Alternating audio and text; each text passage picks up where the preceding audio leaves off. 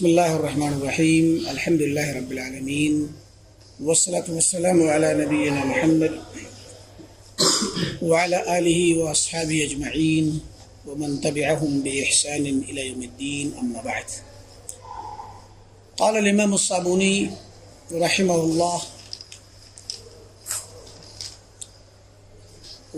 واختلف اہل الحدیث في ترك المسلم صلاة الفرض متعمدا فكفره بذلك أحمد بن حنبل وجماعة من علماء السلف رحمهم الله وأخرجوه به من الإسلام للخبر الصحيح بين العبد والشرك ترك الصلاة فمن ترك الصلاة فقد كفر. جیسا کہ آپ حضرات کو معلوم ہے کہ ہمارا درس مسلسل امام ابو اسماعیل الصابونی کی مشہور کتاب عقیدۃ السلف و اصحاب الحدیث کے سلسلے میں چل رہا ہے، اور اس کتاب میں ہم الحمدللہ بہت سارے مسائل پڑھ چکے. گزشتہ درس میں جو مسئلہ تھا وہ اہل ایمان میں سے، اہل توحید میں سے بعض وہ لوگ جو اپنے گناہوں کی وجہ سے جہنم میں جائیں گے، کیونکہ جو بھی صاحب ایمان شخص اگر گناہ کرتا ہے، کسی بھی طرح کی اللہ کی نافرمانی کرتا ہے، تو یہ فسق ہے اور نافرمانی ہے. اس کی بنا پہ وہ اللہ تعالیٰ کے غیظ و غضب کا بھی حقدار ہے، اور اگر بغیر توبہ کیے مر گیا تو اللہ تعالیٰ کی وعید اور دھمکی اسی طریقے سے جو اس کی بتلائی ہوئی سزا ہے جہنم کی، اس جہنم کی سزا کا حقدار ہے، مستحق ہو گیا. لیکن اہل سنت والجماعہ کے یہاں اللہ تعالیٰ کی کتاب اور اللہ کے نبی صلی اللہ علیہ وسلم کی احادیث نبویہ کی روشنی میں اور تمام جو احادیث ہیں اور قرآن کی آیات ہیں ان کو اکٹھا کرنے کے بعد یہ پتہ چلتا ہے، اور اسی کی روشنی میں اہل سنت کا یہ عقیدہ ہے کہ جو بھی شخص گنہگار ہو اور بغیر توبہ کے مر جائے، جو مسلمان گناہ کرتا رہا لیکن توبہ کیے بغیر مر گیا، تو وہ ابتدائی طور پہ تو اس کے بارے میں یہ عقیدہ ہے اہل الحدیث اور اہل سنت کا کہ وہ کافر نہیں ہے. گناہ کبیرہ گناہ سے بندہ کافر نہیں ہوتا ہے، البتہ اس کے ایمان میں کمی آ جاتی ہے، ایمان کمزور ہو جاتا ہے، ناقص ہو جاتا ہے. اسی لیے اس کو ناقص الایمان کہتے ہیں، یا کمزور ایمان والا شخص ضعیف الایمان کہتے ہیں، یا فاسق و فاجر کہتے ہیں، گنہگار اور اللہ کا نافرمان کہا جاتا ہے اس کو. اور چونکہ اللہ تعالیٰ نے وعدہ کیا ہے کہ شرک سے چھوٹے گناہوں کو اللہ تعالیٰ جسے چاہے گا معاف کر دے گا، یعنی بغیر توبہ کے مرنے پہ. شرک کو تو بغیر توبہ کے اگر توبہ کرے شرک سے بھی تو معاف کرے گا، توبہ شرک سے کرے تو معاف، توبہ قبول کر لے گا، کفر سے توبہ کرے تو معاف. توبہ تو ہر گناہ کے بارے میں قبول کر لی جائے گی، لیکن بغیر توبہ کے اگر مرا اور ساتھ میں شرک بھی کیا تھا تو شرک معاف نہیں ہوگا. کفر تھا، کفر معاف نہیں ہوگا. لیکن کفر شرک نہیں تھا، دوسرے گناہ تھے اور توبہ کیے بغیر مر گیا، کتنے بڑے بڑے کبیرہ گناہ تھے، تو پھر یہ ہوگا کہ اللہ تعالیٰ کی مشیت اور اس کے فیصلے اور اس کے ارادے اور اس کی چاہت اور مرضی کے تحت ہوگا. وہ چاہے تو بخش دے، کسی وجہ سے بخشے یا بغیر وجہ کے بخش دے، اس کی مرضی ہے. وہ اپنی رحمت کا مظاہرہ کرنے کے لیے بخش دے. یعنی جیسے دنیا میں کوئی انسان ہوتا ہے اور بہت بڑا پاپی ہو، بہت بڑا مجرم ہو، کرمنل ہو، جس کی اسے پوری قوم، پورا ملک، پورا سماج، پوری دنیا جس سے بے چین ہو. مثلا یا جس علاقے میں آپ رہتے ہیں وہ پورا علاقہ اس سے پریشان ہے، ڈاکو ہے، لٹیرا ہے، اس طرح کا. اب ظاہر ہے بہت بڑا پاپی ہے، وہ جب پکڑا جاتا ہے تو ہر انسان کہتا ہے کہ اس کو تو مارنا ضروری ہے، اس کو تو سزا ملنی چاہیے، کیونکہ اس کے پاپ اتنے ہوتے ہیں کہ کوئی انسان اس سے بچا ہوا نہیں ہے. تو جس انسان، اچھا اس پر پھر بادشاہ وقت یا جو حکومت حاکم ہوتا ہے وہ بھی ناراض ہوتا ہے اور پبلک بھی ناراض ہے. تو اس کے متعلق یا کبھی کبھی ایک کوئی جرم اتنا خطرناک ہوتا ہے کہ پورا ملک آواز اٹھاتا ہے کہ اس جرم پہ اس انسان کو سزا ہو. جیسے پیچھے وقتوں میں کچھ لوگوں کو سزائے پھانسی کی سزائیں ہوئی, کچھ ریپ کیس وغیرہ میں. تو ایسے بعض کیس ایسے ہوتے ہیں کہ جس میں لوگوں کی آواز اکٹھی ہو جاتی ہے اور ہر انسان کہہ رہا ہوتا ہے کہ اس کو سزا ہونی چاہیے. تو جس شخص کے متعلق اچھا وہاں پر وہ شخص بھی یہ نہیں کہے گا کہ مجھے معاف کر دو, کیونکہ اس کے لیے بھی معافی کی کوئی گنجائش نہیں, کیونکہ وہ جانتا ہے کہ میرا گناہ اتنا بڑا ہے. ایسے موقع پہ اس کو پکڑنے کے بعد کسی وجہ سے بخشنا, چھوڑ دینا, یہ انسانوں کی بس کی بات نہیں ہے. کیونکہ انسانوں میں اتنا بڑا دل نہیں ہے, نہ اتنا بڑا ان کی سوچ ہے, نہ ان میں اتنا تحمل ہے, نہ وہ اتنی بڑا ان کے اندر فیصلہ لینے کی طاقت ہے. اچھا یہ تو ہو گیا سماجی جرم. آپ کا اپنا کوئی شخص ذاتی طور پہ آپ کے ساتھ برا کر رہا ہو اور بہت ستایا اسے زندگی بھر, اور کبھی آپ پکڑ لیں اس کو یا پکڑوا دیں اس کو, تو آپ بھی چاہیں گے کہ اس کو سزا ہو. تو معاف کر دینے والا انسان جو ہوتا ہے وہ بہرحال بہت بڑا, اسی لیے یہ چیز بہت بڑی مانی جاتی ہے. پیارے نبی صلی اللہ علیہ وسلم نے مکہ فتح کرنے کے بعد جب مشرکین ذلت اور رسوائی کے ساتھ انہوں نے ہتھیار ڈال دیے اور آپ کی فوجیں صحابہ کرام مکہ میں داخل ہوئے, تو وہی مشرکین جنہوں نے آپ کے صحابہ کو, آپ کے چچا کو اور بہت سارے صحابہ کو شہید کیا تھا, وہ سر جھکائے کھڑے تھے. انہیں پتا تھا کہ آج نہیں چھوڑ جائیں گے اور آج تو سزا ہونی ہے. تو وہاں جو گرفت میں لینے کے بعد آپ نے اچھے اخلاق کا مظاہرہ کیا اور معاف کر دیا, تو دیکھیں اس کی وجہ سے اسلام بھی لوگوں کو مطلب گھر کر گیا اور اسلام پھیلا. تو یہ جو مظاہرہ ہے یہ ہر کسی کے بس کی بات نہیں ہے. تو اللہ تعالیٰ بھی اپنے مجرم کو پکڑنے کے بعد بغیر کسی وجہ کے بخش سکتا ہے, اپنی رحمت کا مظاہرہ کرنے کے لیے, یہ بتانے کے لیے کہ میں سارے اسباب اکٹھا ہیں, ساری وجوہات اکٹھی ہیں سزا دینے کی, لیکن میں نہیں دوں گا, یہ میری معاف کرتا ہوں. تو یہ بھی اللہ تعالیٰ کرے گا. مراد یہ کہ وہ بندہ اللہ تعالیٰ کی مشیت کے تحت ہوگا, اس کی مرضی کے تحت ہوگا, اس کے ارادے کے تحت ہوگا, اگر بغیر توبہ کے مرا ہے. ٹھیک, چاہے گا تو بخش دے گا اور چاہے گا تو سزا دے گا. تو یہ چیز یہ مسئلہ ہمارا پچھلے درس کا آخری مسئلہ تھا. اسی کے ساتھ جڑا ہوا ایک مسئلہ ہے جو آج آ رہا ہے, وہ ہے کہ اختلاف اہل الحدیث, اہل سنت اور اہل الحدیث جو علماء سلف ہیں, ان کے درمیان دو رائے ہیں. اختلاف ہو گیا ہے سوچ کا اور سمجھ اور استدلال کا, یا کتاب و سنت کی حدیثوں اور قرآن کی آیات کو سمجھنے کا اپنا ایک اینگل ہے, اور اس کے حساب سے اختلاف ہوا ہے. کس مسئلے میں؟ فی ترک المسلم صلاۃ الفرض متعمدن, کہ مسلمان شخص فرض نماز جان بوجھ کے چھوڑے.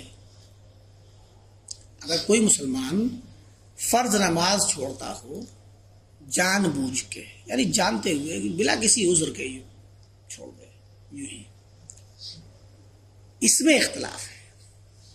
ٹھیک ہے, لیکن یہاں جان بوجھ کے چھوڑنے میں ایک کیفیت دل کی بھی ہے, کہ دل میں ایک ارادہ تو ہے یوں ہی کہ وہ پڑھنا ہی نہیں چاہ رہا ہے, لیکن دل کے اندر ایک ارادہ اور ہے جو اندر بیٹھا ہوا ہے, وہ یہ کہ یا تو وہ شخص اس بات کا دل میں اقرار کرتا ہے پہلے سے, اور چھوڑتے وقت بھی وہ مان رہا ہے کہ نماز تو فرض ہے لیکن میں نہیں پڑھ رہا ہوں, وہ مطلب یہ میری سستی ہے, یا میں نہیں کسی وجہ سے بھی نہیں پڑھ رہا ہے, لیکن نماز کی فرضیت کا انکار نہیں کر رہا. اور ایک شکل ارادہ اس کے برخلاف بھی ہو سکتا ہے کہ وہ دل میں یہ مانتا ہو نہیں نماز فرض تو نہیں ہے, یوں ہی بس لوگ پڑھتے ہیں پڑھ لو لیکن فرض نہیں ہے. تو فرضیت کا انکار کرنے والے تو کم ہی ہوتے ہیں, شاذ و نادر ہی ہوتے ہیں. ٹھیک ہے, تو اگر کوئی شخص فرضیت کا ہی انکار کرتا ہو زبان سے یا دل سے, تو اس کے بارے میں اختلاف نہیں ہے علماء کا, کسی کا بھی اختلاف نہیں, وہ اسلام سے خارج ہے. کیونکہ نماز ہی نہیں, شریعت کے کسی بھی حکم کا, بلکہ قرآن کریم کے ایک حرف ایک نقطے کا بھی آپ انکار کر دیں تو شریعت کا ایک حصہ چھوٹا ہو یا بڑا اس کا انکار کرنا یہ کفر ہے. اس میں پورے دنیا اسلام کے تاریخ اسلام میں کسی کا اختلاف نہیں ہے. تو نماز کی فرض ہونے کا اگر کوئی انکار کرتا ہو اور پھر نہ پڑھتا ہو تو نہ پڑھنے سے کافر نہیں بلکہ انکار کرنے سے کافر ہے، پہلے ہی کافر ہے وہ. حتیٰ کہ اگر کوئی انسان نماز پڑھتا بھی ہو، 5 وقت کی نماز پڑھتا ہو پابندی سے جماعت کے ساتھ، لیکن فرضیت کا منکر ہو، بگو یہ کہ نہیں میں بس ٹریڈیشنلی پڑھتا ہوں، ایک ہماری ٹریڈیشن ہے سماج میں، ہم نے اپنے ماں باپ کو دیکھا ہے ہم پڑھتے ہیں لیکن فرض نہیں ہے. اگر فرضیت کا انکار کر کے پڑھ بھی رہا ہے تو بھی وہ کافر ہے. کیوں؟ کیونکہ نماز کی فرضیت قرآن سے بھی ہے، حدیث سے بھی ہے، اجماع ہے پوری امت کا اس بات پر، اس کی فرضیت پر. اور امت اسلامیہ ہی نہیں، غیر مسلم بھی جانتے ہیں کہ مسلمانوں میں 5 وقت کی نماز فرض ہے. یعنی یہ ایسی چیز ہے کہ اس کی فرضیت کے سلسلے میں دنیا کا ہر انسان جانتا ہے کہ مسلمانوں پہ روزانہ 5 بار نماز پڑھنا فرض ہے، ضروری ہے، اس کے بغیر ان کا اسلام نہیں ہو سکتا. تو فرضیت کا انکار یہ کفر ہے، چاہے وہ نماز پڑھتا ہو یا نہ پڑھتا ہو، اس سے قطع نہیں. لیکن یہاں جو مسئلہ ہے وہ یہ کہ فرضیت کا منکر نہیں ہے، فرضیت کو مانتا ہے کہ فرض ہے، لیکن پھر بھی جان بوجھ کے نہیں پڑھتا. دکان کھلی ہے، سامان خرید رہا ہے یا بیچ رہا ہے، مارکیٹ میں کچھ سامان خرید رہا ہے یا بیچ رہا ہے، یا بات چیت کر رہا ہے، گپ شپ، یا گھر بیٹھا ہوا ہے، کچھ بھی ہو، دوستوں سے بات کر رہا ہے، کھیل رہا ہے، کچھ بھی کر رہا ہے. مراد یہ کہ وہ نماز کے لیے نہ جانا، یہ اس کو پتا ہے کہ اذان ہو رہی ہے یا ہو چکی ہے، اور پھر بھی وہ نہیں جا رہا ہے سوائے اس کے کہ وہ اپنے کسی ذاتی کام میں ہے یا لہو و لعب میں ہے، کھیل کود میں ہے، غفلت میں ہے، مطلب غفلت والے کام میں ہے، لیکن اس کو پتا ہے تو وہ جان بوجھ کے چھوڑ رہا ہے نماز. اس کے بارے میں بات چل رہی ہے. اور وہ بھی کب؟ جب وہ کبھی کبھار چھوڑتا ہے. ٹھیک ہے، جو سرے سے نہیں پڑھتا، کبھی بھی نہیں پڑھتا، سرے سے پڑھتا ہی نہیں ہے، اس کے بارے میں بھی اختلاف نہیں ہے. ٹھیک ہے، تو یہ کہ تکاسلاً چھوڑ دیتا ہے وہ سستی میں، لاپرواہی میں، اس کے بارے میں اختلاف ہوتا ہے. علماء نے کہا ہے کہ تو امام احمد بن حنبل رحمۃ اللہ علیہ اور سلف کی ایک جماعت، علماء سلف کی ایک جماعت اس کو کافر قرار دیتی ہے. وہ کہتے ہیں کہ ایسا بندہ کافر ہے جو نماز کو جان بوجھ کر کے سستی میں، غفلت میں، منہ پھیرتے ہوئے، لاپرواہی میں چھوڑ دے. اور کہتے ہیں کہ وہ اخرجوا من الاسلام، اور یہ اسلام سے خارج ہے، وہ باہر ہو گیا. جیسے کہ یعنی گویا یہی ایک ایسا مسئلہ ہے جس پر علماء سلف نے تکفیر کی ہے. اب اس کا مطلب یہ نہیں کہ وہ ہر مسئلے میں تکفیر کرتے ہیں، نہ، صرف اسی ایک مسئلے میں، کیونکہ اس میں نصوص ہیں. اب دیکھیے حدیث آ رہی ہے، حدیث صحیح آ رہی ہے، بین العبد والشرک، بندے میں اور شرک میں. اب دیکھیں یہاں پر کفر مراد ہے، کیونکہ شرک جو ہوتا ہے وہ عبادت میں غیر اللہ کو شریک کرنا. تو کہتے ہیں کہ جو ہے بندے میں اور شرک میں صرف صلاۃ کا ترک ہی ہے، نماز کا ترک، نماز کو چھوڑ دینا ہی بندے کے درمیان اور شرک کے درمیان نماز کے چھوڑ دینے ہی سے فرق پڑے گا. فمن ترک الصلاۃ، تو جس نے نماز چھوڑ دی، فقط کفر، تو وہ کافر ہو گئے. ٹھیک ہے، یہ حدیث صحیح مسلم کی روایت ہے. جابر بن عبداللہ اس کے صحابی راوی ہیں، جابر بن عبداللہ بن عمرو بن حرام الانصاری. جابر بھی صحابی، ان کے والد بھی صحابی، احد میں انتقال شہید ہوئے، عبداللہ بن عمرو بن انصاری. تو یہ صحیح مسلم کی روایت ہے، اور اس کے اندر آپ صلی اللہ علیہ وسلم نے فرمایا کہ بندے کے درمیان اور شرک کے درمیان صرف ترک صلاۃ ہے، ترک نماز، نماز چھوڑ دینا ہی بس حد فاصل ہے. جس نے نماز چھوڑی وہ کافر ہو گیا. یہ صحیح مسلم کی روایت ہے. اور ایک روایت ہے حضرت بریدہ بن حصیب رضی اللہ عنہ، بریدہ بن حصیب رضی اللہ تعالیٰ عنہ کی طرف، ترمذی کی حدیث ہے، امام احمد کی مسند میں بھی ہے. کہتے ہیں کہ العہد الذی بیننا و بینہم الصلاۃ، ہمارے درمیان اور لوگوں کے درمیان جو معاہدہ ہے وہ صلاۃ کا ہے. معاہدہ ہوتا ہے نا، 2 ملکوں میں ہوتا ہے، 2 کمپنیوں میں ہوتا ہے، ایک کمپنی اور امپلائی میں ہوتا ہے، لوگوں میں معاہدہ ہوتا ہے کہ یہ کرو گے تو اب ہمارے ہو، ہمارے آپ کے درمیان تعلق اس معاہدے پہ رہے گا. فرمایا العہد الذی بیننا وبینہم، ہمارے نبی صلی اللہ علیہ وسلم نے فرمایا ہمارے درمیان اور لوگوں کے درمیان جو معاہدہ ہے وہ الصلاۃ، نماز کا ہے. نماز ہی ایک معاہدہ ہے. فمن ترکھا فقد کفر، جس نے نماز چھوڑ دی وہ کافر ہو گیا، وہ ہمارے معاہدے کو توڑ دیا اس نے. سمجھ رہے ہیں نا؟ تو یہ ترمذی کی روایت ہے اور مسند احمد کی روایت ہے اور حدیث صحیح ہے. ٹھیک. اب اب دیکھیں حدیث کھل کر کے اس چیز پہ تکفیر کفر کا فتویٰ لگا رہی. اسی لیے تاریخی طور پر عبداللہ بن شقیق فرماتے ہیں کہ کان اصحاب النبی صلی اللہ علیہ وسلم لا يرون من الاعمال شيئا تركه کفر الا الصلاۃ، کہ صحابہ کرام اعمال میں سے کسی بھی عمل کے سلسلے میں اس کے چھوڑ دینے پہ کفر کی بات نہیں کہتے تھے سوائے صلاۃ کے. یعنی اعمال میں کچھ بھی چھوڑ دے بندہ کا نہ کرے تو کفر نہیں کہتے تھے، جبکہ صلاۃ اور نماز چھوڑنے پہ کیا کرتے تھے؟ کہتے کافر ہے. تو صحابہ کا بھی تقریباً بعض علماء نے کہا ہے کہ یہ اجماع ہے صحابہ کی طرف سے اس بات پر کہ ترک صلاۃ کفر ہے. ٹھیک ہے. تو اب سلف کی بھی فہم اس میں آ گئی اور حدیث بھی آ گئی اور قرآن میں بھی آ رہا ہے کہ واقعیموا الصلاۃ ولا تکونوا من المشرکین، نماز قائم کرو مشرکین میں سے نہ ہو جاؤ. تو مراد یہ کہ قرآن اور حدیث کے نصوص اور صحابہ کرام کی بھی فہم اور ان کا فیصلہ اور ان کے درمیان کی ایک ٹھہری ہوئی ایک بات، ان کے یہاں نماز چھوڑنا کفر تھا، ان کے یہاں مشہور بات تھی جو بندہ. اسی لیے اس زمانے میں منافقین بھی نماز پڑھنے آیا کرتے تھے. قرآن نے خود فرمایا کہ جو ہے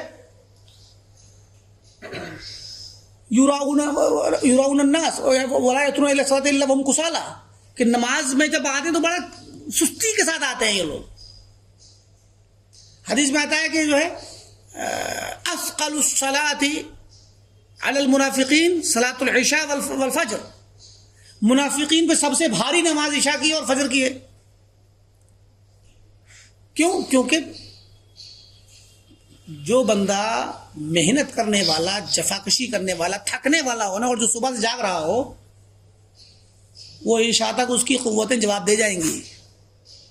مغرب کے بعد فوراً کھانا کھا لے، مغرب کے بعد یا مغرب سے پہلے، تو تھکا ہوا انسان عشاء تک جاگے اور جاگ کے نماز پڑھ لے، بہت مشکل کام ہے. گاؤں میں جا کے دیکھ لیجیے آپ، مزدور طبقہ، محنت کرنے والا طبقہ، آپ اس کو جب دیکھیں گے تو آپ کو اس کا اندازہ ہوگا. شہروں میں تو زندگی بہرحال الگ ہے، مختلف ہے، دیر میں سوتے ہیں تو دیر میں جاگتے ہیں.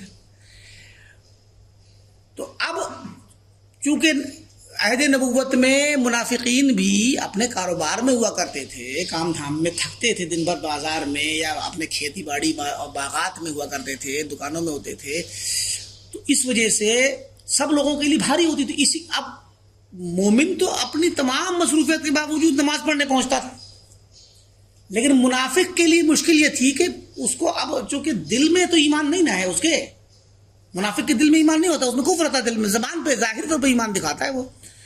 اب اس کے لیے بڑا بھاری ہوتا تھا کہ میں نماز پڑھنے کا، تو اسی لیے بڑا سستی سے جاتے تھے، لیٹ میں پہنچتے تھے، لیکن پہنچتے تھے، کیونکہ بغیر نماز میں آئے تو آپ کا ایمان کے اوپر خطرہ، سوال کھڑا ہو جائے گا کہ آپ مسلمان ہیں ہی نہیں. تو یہ اس سے اندازہ لگائیے کہ جو فرمایا نا کہ العہد الذی بیننا وبینہم، ہمارے درمیان اور لوگوں کے درمیان جو معاہدہ ہے وہ صلاۃ کا ہے، اور جس نے صلاۃ کو چھوڑ دیا وہ اس نے کفر کیا. اسی وجہ سے، ڈر کی وجہ سے، اور اسی معاہدے کو ٹوٹا ہوا محسوس نہ ہو، منافقین بھی صلاۃ میں آیا کرتے تھے. قرآن بتا رہا ہے، حدیث بتلا رہی ہے کہ منافقین کے لیے فجر کی نماز میں اٹھ کے آنا بہت مشکل ہے، کیونکہ وہاں نیند کا مسئلہ، اور عشاء میں مشکل ہے، تھکان کا مسئلہ، وہاں بھی نیند آ رہی ہوتی ہے، تھکا ہوا انسان تو نیند کا وقت ہوتا ہے اس کا 8:30 بجے 9 بجے آج وقت کے زمانے میں. ابھی آپ فجر میں اگر اٹھے ہوئے ہوں فجر سے، تو آپ کو اس وقت تک نیند آنا شروع ہو جائے گی. اور جو لوگ صبح میں اٹھنے کے بعد ڈیوٹی کرتے ہیں ہم لوگ مدارس والے، ہم دوپہر میں لازماً سوتے ہیں. دوپہر کو کھانا کھا کے ہمیں سونا رہتا ہے، اس کے بغیر کام نہیں چلے گا، کیونکہ ہم سے پھر مغرب عشاء میں آنکھوں میں دکھے گا ہی نہیں کچھ، آنکھیں بند ہونے لگیں گی. مغرب کے بعد عشاء کے وقت آنکھیں بند ہوتی ہیں. کیوں؟ کیونکہ جو انسان صبح سے جاگ رہا ہے تو پھر، اور دوپہر میں نہ سوئے تو پھر، اور کبھی کبھی ایسا ہو جاتا ہے، کبھی مہمان آ گئے، کبھی ہم خود کہیں چلے گئے اور دوپہر میں نہیں سو ملے، تو پھر شام کو مغرب کے بعد سے پھر پڑھائی نہیں ہو پاتی، نہ کتاب دکھے گی، حتیٰ کہ موبائل کے میسج تک دیکھنے کی آنکھ نہیں کھلتی ٹھیک سے، کیونکہ عادت میں بھی ہے. اور پھر انسان صبح سے جب جاگے گا تو اتنا لمبا اس کے بس کی بات نہیں ہے، الا ماشاء اللہ کچھ لوگ ویسے بھی ہوں گے جو خیر جاگ لیں. اسی لیے قیلولہ سنت نبوی ہے، دوپہر میں ظہر کے بعد تھوڑا آرام کرنا، اپنی تھکاوٹ کو تھوڑا سا ہلکی سی نیند لے کر کے آرام کر کے تھوڑا دوبارہ تازہ دم ہونا، یہ سنت ہے. تو اس کے باوجود اگر، ہاں وہ الگ بات ہے کہ کوئی انسان 1 گھنٹہ 2 گھنٹہ سو لے، آج کل تو کھانا کھا کے سوئے 4 بجے اٹھے تو اس سے تو نیند پوری فریش ہو جائے گا وہ، لیکن اگر تھوڑا سا سوئے گا ہلکا، اور یہ مقصود بھی، اتنی لمبی نیند مقصود بھی نہیں ہے دوپہر میں، مطلب یہ بھی افراط و تفریط ہے. بہرحال قیلولہ جو مقصود ہے وہ یہ ہوتا ہے تھوڑا سا انسان لیٹ کے مطلب تھوڑا سا آرام کر لے، تھوڑا اس میں نیند لینا پورا ایک باقاعدہ مقصود نہیں ہے. تو مراد یہ ہے کہ منافقین پر عشاء کی نماز کو بھاری قرار دیا گیا، اور یہ کہہ کر کے مومنوں کو، اہل ایمان کو تنبیہ کی گئی کہ آپ ایمان میں سچے ہو تو منافقین کی مخالفت کرو، اور عشاء میں اور فجر میں تھوڑا سا خاص اہتمام کے ساتھ چاق و چوبند ہو کر کے آؤ. تو دیکھ لیجئے کہ صلاۃ کا چھوڑنا زمانے نبوت میں متصور ہی نہیں تھا، بلکہ صحابہ اکرام کی طرف بعض روایات آتی ہیں کہ متعلق کہ جو ہے ان میں بعض صحابہ مسجد میں جا نہیں سکتے تھے کسی تکلیف کی بنا پر خود، تو اپنے ساتھ 2 لوگوں کو بلا کر ان کے کندھوں پہ ہاتھ رکھ کے اور ٹیک لگا کے گھسٹتے ہوئے جاتے تھے کہ مجھے لے کے چلو، مسجد پہنچنا ہے مجھے. سمجھے کہ نہیں؟ کہ وہ خود سے ٹک کر اپنے پیروں پہ کھڑے ہو کے جانے کی طاقت نہیں ہے، یا تو بہت زیادہ بزرگی اور کمزوری کی وجہ سے، یا پھر کسی بیماری کی وجہ سے وقتی طور پہ، تو پھر 2 لوگوں کے کندھوں پہ ہاتھ رکھ کے ٹیک لگا کے. پرانے وقت میں، آج کے زمانے میں اگر آپ مثال دیں تو ویل چیئر پہ بیٹھ کر کے آنے کی شکل ہو سکتی ہے. تو مطلب یہ، اور ایسا آج بھی عربوں میں محسوس ہوتا ہے، جو لوگ سعودی عرب ہو کر کے آئے ہوں یا کبھی جائیں تو وہ دیکھیں گے اس چیز کو. خاص کر حرمین شریفین میں بھی وہ لوگ دیکھ سکتے ہیں، اور ہر جگہ سعودی میں، ریاض میں، نجد میں، قصیم وغیرہ میں، یا ان کے علاقوں کے گاؤں وغیرہ کے اس میں دیکھیے آپ، وہاں آپ کو پتہ چلے گا کہ وہاں بزرگ سے بزرگ لوگ، کمزور سے کمزور لوگ وہاں نماز پڑھنے پہنچتے ہیں، اور ان کو کرسی پر باقاعدہ لایا جاتا ہے. اور عربوں کے یہاں یہ چیز بہت زیادہ اس کا اہتمام ہے آج بھی،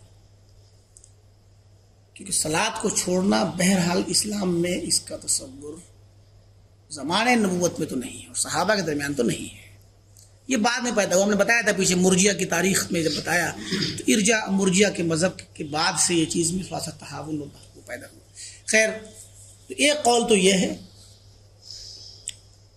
اور یہ سمجھ لیجئے کہ پرانے وقتوں میں جمہور اہل الحدیث اور محدثین اسی قول کو ترجیح دیا کرتے تھے، اور انہوں نے دی ہے. لیکن ائمہ اہل اسلام میں امام ابو حنیفہ رحمۃ اللہ علیہ، امام شافعی، امام مالک، ان لوگوں کا مسلک یہ ہے کہ وہ کافر نہیں ہے. یہاں پر امام صابونی رحمۃ اللہ علیہ نے صرف امام شافعی قول نقل کیا ہے، حالانکہ ان کے ساتھ امام ابو حنیفہ بھی ہیں اور امام مالک بھی ہیں.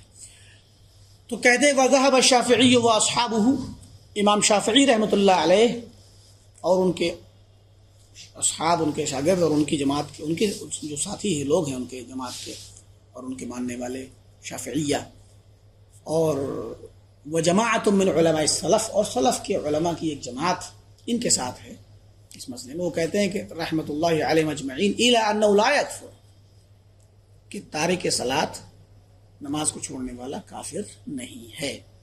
ما دام معتقدا لوجوبها، جب تک اس کے واجب اور فرض ہونے کا اس کے دل میں اعتقاد ہے، وہ جب تک مان رہا ہے کہ نماز فرض ہے، چھوڑنے پہ شرمندہ ہوتا ہے، وہ اپنے آپ کو مطلب مجرم مانتا ہے کہ میں غلط کر رہا ہوں، تو پھر وہ کافر نہیں ہے. بس اتنا سا اختلاف کیا. پھر کہتے وَإِنَّمَا يَسْتَوْجِبُ الْقَتْلَ حَدًّا،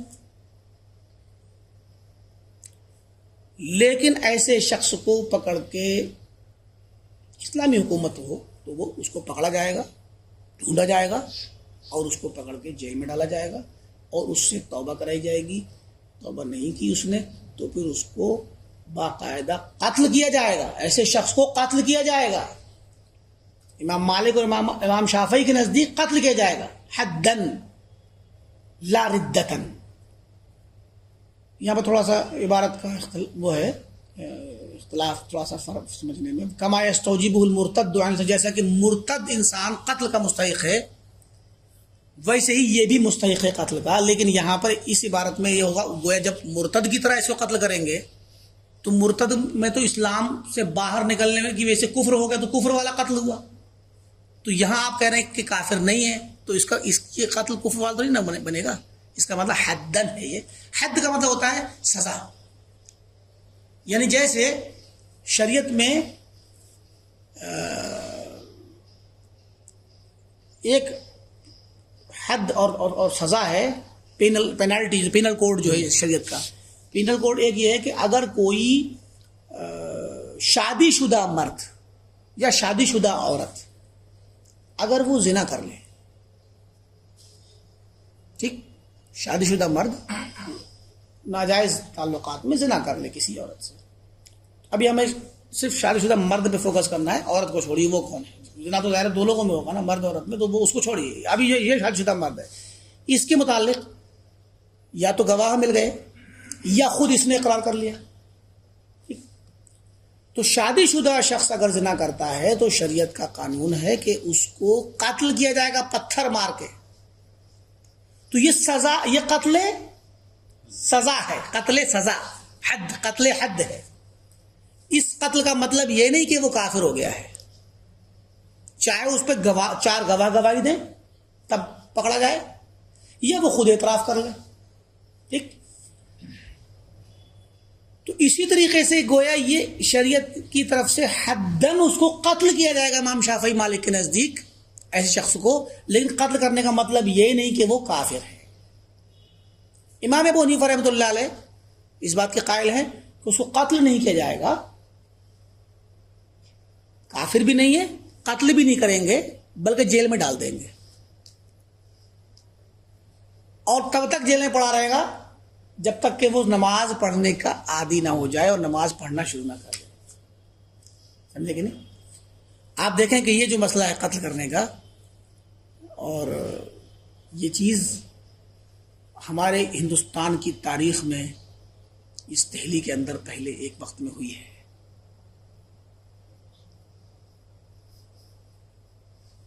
شاہ محمد تغلق، محمد تغلق محمد بن تغلق وہ محمد بن تغلق عربی میں ہوتا ہے، محمد تغلق ہمارے یہاں ہے، اردو محمد تغلق چلتا ہے. تو شاہ محمد تغلق جو تھے، بہرحال ایک تاریخی طور پہ ان کے متعلق بہت ساری غلط فہمیاں بھی ہیں، لیکن وہ ایک سلفی العقیدہ اہل حدیث اور سلفی بادشاہ تھے. سمجھے کہ نہیں؟ نالج بہت تھی ان کے اندر. بس یہ کہ تھوڑا کچھ چیزیں ان کے متعلق بیان کی جاتی ہیں جو مطلب اس طرح کی کہ جیسے سمجھ لیجیے کہ کنٹرڈکشن والے انداز کی، کہ دو متضاد چیزیں ان کے شکل میں، جہاں بہت زیادہ علماء نواز تھے تو وہیں پر بہت زیادہ سختی کے ساتھ مطلب. خیر وہ ہر بادشاہ کا اپنا اپنا مزاج ہوتا ہے، اس کو چھوڑیے. لیکن مراد یہ کہ ان کے زمانے میں شیخ الاسلام ابن تیمیہ رحمۃ اللہ علیہ کے کوئی شاگرد یہاں ہندوستان آئے اور آ کر کے انہوں نے سلفی عقیدے کی ترویج کی اور انہوں نے اس چیز کو مانا، اور اس کے بعد پھر انہوں نے اس چیز کو نافذ بھی کیا. اور دہلی کے اندر ایک علماء کی اور پولیس کی ساتھ پوری ایک وہ دے کر کے انہوں نے اتھارٹی دے کر کے ایک جماعت مقرر کی جو لوگ جو جا کے سڑکوں پہ اور بازاروں میں گھوم گھوم کر لوگوں کو دکانیں بند کراتی تھی اور نماز پڑھواتی تھی. اور جو بندہ مل گیا دکان کھولے ہوئے اور نماز میں نہیں ہے تو پکڑ کے لاتے تھے اس کو، اور کیا نام ہے، کوڑے بھی مارتے تھے اور قتل بھی کرتے تھے کسی کو. کبھی کبھی ایک دن میں 8 9 9 10 لوگوں کو قتل کیا اسی دہلی کے اندر. صلاۃ اور نماز قائم نہ کرنے کی وجہ سے اتفاق سے صوفیہ کے خلاف سخت جنگ جو ہے انہوں نے چھیڑی. اسی لیے اصل میں ان کو بدنام زیادہ کیا گیا ہے. کفار نے بھی بدنام کیا ہے اور صوفیہ نے بدنام کیا ہے، ورنہ یہ ایک خالص اہل حدیث. اب وہ چھوڑی، وہ تو خیر مسئلہ الگ ہے، لیکن مراد ہے کہ مسلمانوں میں صوفیہ نے اور باقی کفار نے ان کو جو ہے بدنام کیا. لیکن مراد یہ کہ وہ ان کی اصلاحات بھی ہیں، بہت اچھی بات وہ ہے ان کا. اور یہ جو چیز تھی یہ عین وہی تھی. آج سعودی عرب کے اندر ایک مستقل ایک ڈپارٹمنٹ ہے جو جب سے سعودی حکومت 300 سال سے قائم چل رہی ہے تب سے انہوں نے یہ قائم کیا ہوا ہے کہ ان کے یہاں باقاعدہ ایک ڈپارٹمنٹ ہوتا ہے علماء کا. وہ لوگ ہر نماز سے پہلے گاڑی لے کے نکلتے ہیں، ان کے ساتھ پولیس ہوتی ہے اور دکانیں بند کراتے ہیں. تو یہ چیز اب سے پچھلے 20 سال پہلے ہم لوگ جب وہاں تھے 2000 میں 2001 میں 2 میں اور اس کے بعد بھی بہت زیادہ مضبوطی سے تھی. پہلے اور زیادہ اچھی اس میں تھی، لیکن دھیرے دھیرے بہرحال کمزوری آ رہی ہے. جتنا ہر جگہ کچھ نہ کچھ تو مسائل رہتے ہیں، لیکن ابھی بھی بہرحال وہ باقی ہے. جب ان کی گاڑی گزرتی ہے تو لوگ دکانیں بند کر لیتے ہیں، لیکن نہیں، اور نماز کے لیے پہنچتے ہیں. تو یہی چیز ہمارے یہاں محمد بن تغلق نے اس کو نافذ کیا تھا. اور بہرکیف یہ جو بات آپ سن رہے ہیں یا پڑھ رہے ہیں کہ اس کو قتل کیا جائے گا، تو قتل بھی کیا گیا ہے نماز کے چھوڑنے پر. تو یہ اصلاً یہ بات جو ہے یہ کیوں ہے؟ تاکہ جو حدیث نبوی میں آ رہا ہے کہ ہمارے درمیان اور ایک عام شخص کے درمیان جو مسلمان ہونے کا دعویٰ کر رہا، معاہدہ ہی اسی بات پر ہے. اچھا، ہم اس بات کی وضاحت پہلے بھی کر چکے ہیں کہ اگر آپ غور کریں تو اسلام، دین اسلام کیا چیز ہے؟ بھائی آپ نے کلمہ پڑھ لیا، ایک نئے مسلمان نے، یا جو بچہ مسلمانوں کے گھر میں پیدا ہوا تو اس نے اپنے ماں باپ کی اتباع میں ہی اس کو مسلمان مانا جائے گا، تو وہ بعد میں بڑے ہو کے سیکھ لیتا ہے کلمہ، تو وہ مسلمان ہے. اب اس میں کیا ہے؟ 4 تو اسلام کے ظاہری ارکان ہیں، ایک کلمہ شہادت کے بعد صلاۃ، زکوٰۃ، حج اور صوم. تو حج تو زندگی میں ایک بار ہے، وہ بھی اس پہ جو مکہ جا سکتا ہو. زکوٰۃ بھی اس پہ ہے سال میں ایک بار، جس کے پاس مال اتنا ہو کہ زکوٰۃ فرض ہو، ٹھیک، نصاب کو پہنچی ہوئی ہو. جانور ہو تو ان کا نصاب الگ ہے، اور جو ہے پیسہ ہو تو اس کا مستقل ہر چیز کا نصاب ہے، ایک اتنی مقدار میں ہو تو یا اس سے زیادہ ہو تبھی، اور سال بھر اس پہ گزرے تبھی آپ زکوٰۃ دیں گے. تو یہ تو دو کام تو مخصوص لوگوں کے لیے، سب کے لیے نہیں ہے. بچتا ہے رمضان کا روزہ اور نماز. روزہ 1 مہینے کا ہے، وہ بھی اگر آپ مریض ہیں تو آپ کی رخصت ہے کہ بعد میں رکھ لیں جب ٹھیک ہو جائے، یا آپ مسافر ہیں تو بھی آپ کے لیے وہ رخصت ہے کہ آپ بعد میں رکھ لیں، ٹھیک. اچھا، اگر آپ مریض بھی نہیں ہیں، مسافر بھی نہیں، تب بھی آپ کو 1 مہینہ رکھنا ہے. لیکن ایک چیز بچتی ہے جو ہمیشہ روزانہ کرنی ہے، وہ ہے نماز. اب کیا ہے اسلام کا اس کے بعد؟ حقوق العباد ہیں، ماں باپ کا حق ہے، بھائی بہنوں کا حق ہے، رشتہ داروں کا حق ہے، اور عوام میں لوگوں کے ساتھ امن و امان سے رہنے کا حق ہے، ظلم و ستم نہ ہو. یہی تو ہے. اچھے انداز میں آپ پیش آئیں، حسن اخلاق سے زندگی گزاریں، آپ کی زبان سے، آپ کے ہاتھ سے لوگوں کو تکلیف نہ ہو، اور آپ لوگوں کے ساتھ خیر و بھلائی کا معاملہ کریں. یہ اسلام ہے. تو یہ چیز تو دنیا میں غیر مسلم بھی کرتے، لیکن اسلام نے بھی اس کو برقرار رکھا ہے. تو بظاہر اسلام کا مظاہرہ کرنے کے لیے آپ کے پاس سوائے نماز کے اور کچھ نہیں ہے، صرف صلاۃ ہی ہے جو بتائے گی کہ آپ مسلمان ہیں. ورنہ کھانا کھلانا، دوسروں کو لنگر لگانا مسلمانوں سے زیادہ تو غیر مسلم کرتے ہیں. مسلمانوں سے زیادہ تو مسلمانوں میں تو رہائی نہیں ہے. ہم اس سب میں تو بہت پیچھے ہو گئے، اور بعض قومیں اسی چیز کے نام سے مشہور بھی ہو گئی. اچھے اخلاق سے پیش آنا، اچھے رویے سے، مہذب طریقے سے رہنا. آج کل تو مسلمانوں کو ویسے بھی ان کی شبیہ بگڑ رہی ہے، اور ہیں بھی بعض لوگ ایسے جو جن کا اخلاق بہت زیادہ خراب رہتا ہے. یا معاشرے میں امن و امان کی بات کرنا. بعض لوگ ہمارے درمیان ایسے ہیں جن کی وجہ سے امن و امان خراب ہوتا ہے، اور کیا نام ہے، جبکہ اسلام نام ہی سلامتی کا ہے. تو ٹھیک ہے، اگر آپ اور ہم ان چیزوں میں عام انداز میں سلامتی سے رہیں، خوش اخلاقی سے رہیں، رواداری اور محبت سے رہیں سماج میں، تو ہم میں اور غیر مسلموں میں وہ بھی یہی کام کریں، ہم بھی یہی کام کریں، تو کوئی فرق نہیں ہے. فرق صرف اس چیز میں آئے گا جو اسلام کی خصوصیت ہے، اور اسلام کی خصوصیت صلاۃ ہی ہے. ورنہ ماں باپ کی عزت کرنا، قدر کرنا کیا غیر مسلموں میں نہیں ہے؟ اپنے کمزور ماں باپ کی یا بھائی بہنوں کی، پورے سماج کو، کنبے کو جوڑ کے رکھنا، اس کا خیال کرنا ہم سے زیادہ تو غیر مسلموں میں ہے. اس لیے ایک ہی پہچان بچتی، صرف ایک ہی چیز ہے جو اسلام کی پہچان ہے ظاہری عمل میں، اور وہ ہے صلاۃ. اسی لیے یہ حدیث کو سمجھ لیجیے آپ، العہد الذی بیننا وبینہم الصلاۃ. ہمارے درمیان، اللہ کے رسول، ہمارے درمیان اور لوگوں کے درمیان جو معاہدہ ہے وہ نماز کا ہے. اور معاہدہ وہی سمجھ لیں، آپ کسی کمپنی میں کام کرتے ہو یا آپ کی اپنی کمپنی ہو، کوئی جاب کرتا ہو آپ کے یہاں، تو آپ کے درمیان ایک ایگریمنٹ ہوتا ہے. یہ ایگریمنٹ ہے، اور نماز چھوڑ دینا ایگریمنٹ کو بریک کرنے والی بات ہے.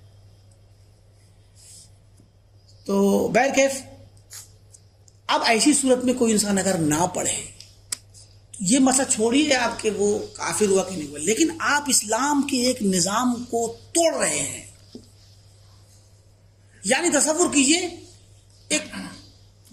یہ تو بہت بڑا شہر ہے دہلی، چھوٹے سے ایک جنگل میں یا صحرا میں ایک گاؤں بسائیے آپ، 50 گھروں کا، 50 لوگ جائیں اور وہاں 50 گھر بنائیں اپنی فیملی کے ساتھ، اور پھر وہ لوگ وہاں ایک مسجد بنا کے 5 وقت اس مسجد میں 50 لوگ شریک ہوں. اب یہ ایک سسٹم بن گیا، 5 وقت سب کو آنا ہے، اور باقی اپنے جو بھی جیسے بھی کھانے پینے کا، رہنے سہنے کا، زندگی گزر. اگر ایک بندہ نہیں پہنچے گا، یا 2 لوگ نہیں پہنچیں گے، 3 لوگ نہیں پہنچیں گے، تو کیا ہوگا؟ وہ جو ایک یونٹی آپ نے بنائی تھی نا، وہ اس میں خلل پیدا ہونا شروع ہو جائے گا. ایک مظاہرہ تھا، اس میں کمی پیدا ہونا شروع ہو جائے گی. اسلام کے نظام میں اسلام کا مظاہرہ کرنے کے لیے آپ کو نماز پڑھنی ہے. اگر نہیں پڑھتے تو گویا اسلام کے نظام کے خلاف آپ کھڑے ہو رہے ہیں. اچھا، اب اسلام کا داعی، مؤذن آپ کو بلا رہا ہے، آؤ بھائی نماز پڑھنے. گرچہ وہ آپ کا نام لے کے نہیں بلا رہا ہے، لیکن آپ کو بلا رہا ہے نا، حی علی الصلاۃ، اور آپ خاموش بیٹھے ہیں. تو اس کا مطلب کیا ہوگا کہ اسلام کی آواز پہ آپ ہاں نہیں کر رہے. تھوڑی دیر کے لیے مان لیجیے یہاں پہ آواز اللہ کے نبی صلی اللہ علیہ وسلم دے رہے ہیں، کھڑے ہو کے آواز دے رہے ہیں، لوگوں آؤ نماز پڑھنے. آپ تصور کیجیے کہ آپ صلی اللہ علیہ وسلم کی بات کو ایک انسان سننے کے بعد بھی بیٹھا ہوا ہے، وہ نہیں آ رہا ہے، تو کیا اب ایسے شخص کو مسلمان کہا جائے گا؟ خود ہی سوچ لیجیے، وہاں پر سوچیے. آپ اگر بلانے نبی اکرم صلی اللہ علیہ وسلم کسی کو بلائیں کہ فلاں ادھر آ، اور وہ نہیں آئے،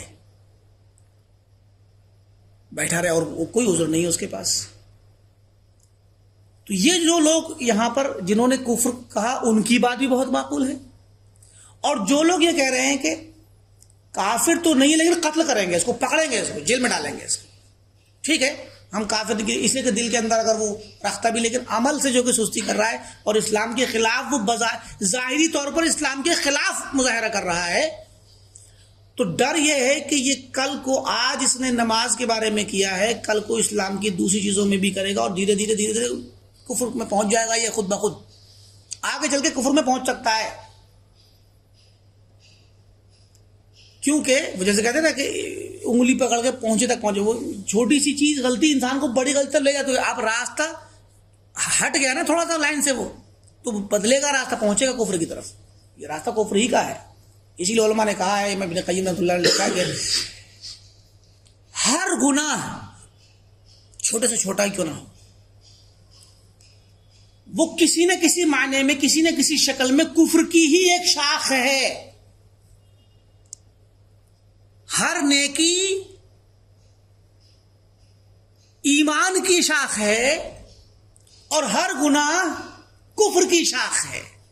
شاخ مطلب برانچ، شعبہ. ہر گناہ کفر کا شعبہ ہے. چھوٹا بڑا اس سے مطلب نہیں، وہ ہے کفر ہی کے. یعنی اگر آپ دو حصوں میں بانٹیں گے ایمان اور کفر، تو سارے گناہوں کو کفر کے خانے میں رکھنا پڑے گا آپ کو. یہ اور بات ہے کہ یہ چھوٹے درجے کے ہیں تو وہ، لیکن کیٹیگری ان کی گناہ ہے، کفر میں انکار ہوتا ہے. تو یہ زبانی انکار تو نہیں، لیکن عملی انکار تو ہے. عملی انکار ہے یہ. تو اسی لیے کہتے ہیں کہ ایسے کو قتل کیا جائے گا. اماموں نے فرماتے ہیں اس کو جیل میں ڈال دیں گے جب تک نماز نہ پڑھے. تو بہرکیف وہ سزا تو وہ بھی ہو سخت ہے. ابھی کسی کو عمر قید کر دی، وہ توبہ نہیں کرنا چاہتا. یہ تو کہہ رہے ہیں جلدی سے معاملہ صاف کر دو اس کا، کچھ دن تک توبہ کراؤ. کچھ نے کہا 3 دن تک، کچھ نے کہا چلو کچھ دن اپنے حساب سے قاضی دیکھ لے گا. توبہ کراؤ، نہیں کرتا گردن مارو، ختم کرو، اس کو ہٹاؤ. امام صاحب کہتے ہیں، امام حنیفہ رحمۃ اللہ فرماتے ہیں نہیں اس کو جیل میں عمر قید ڈال دو. جب تک توبہ نہ کرے تب تک ڈال دو. جب تک نماز نہ پڑھے تب تک جیل میں ہی ڈالو. اب مالی زندگی بھر توبہ نہ کرے تو عمر قید ہو گئی کہ نہیں ہو گئی اس کی؟ تو سماج سے تو کٹ ہی گیا وہ. سماج میں سے تو اس کو صفائی کر ہی دینا، ہم ڈال دی جیل میں. تو مراد یہ کہ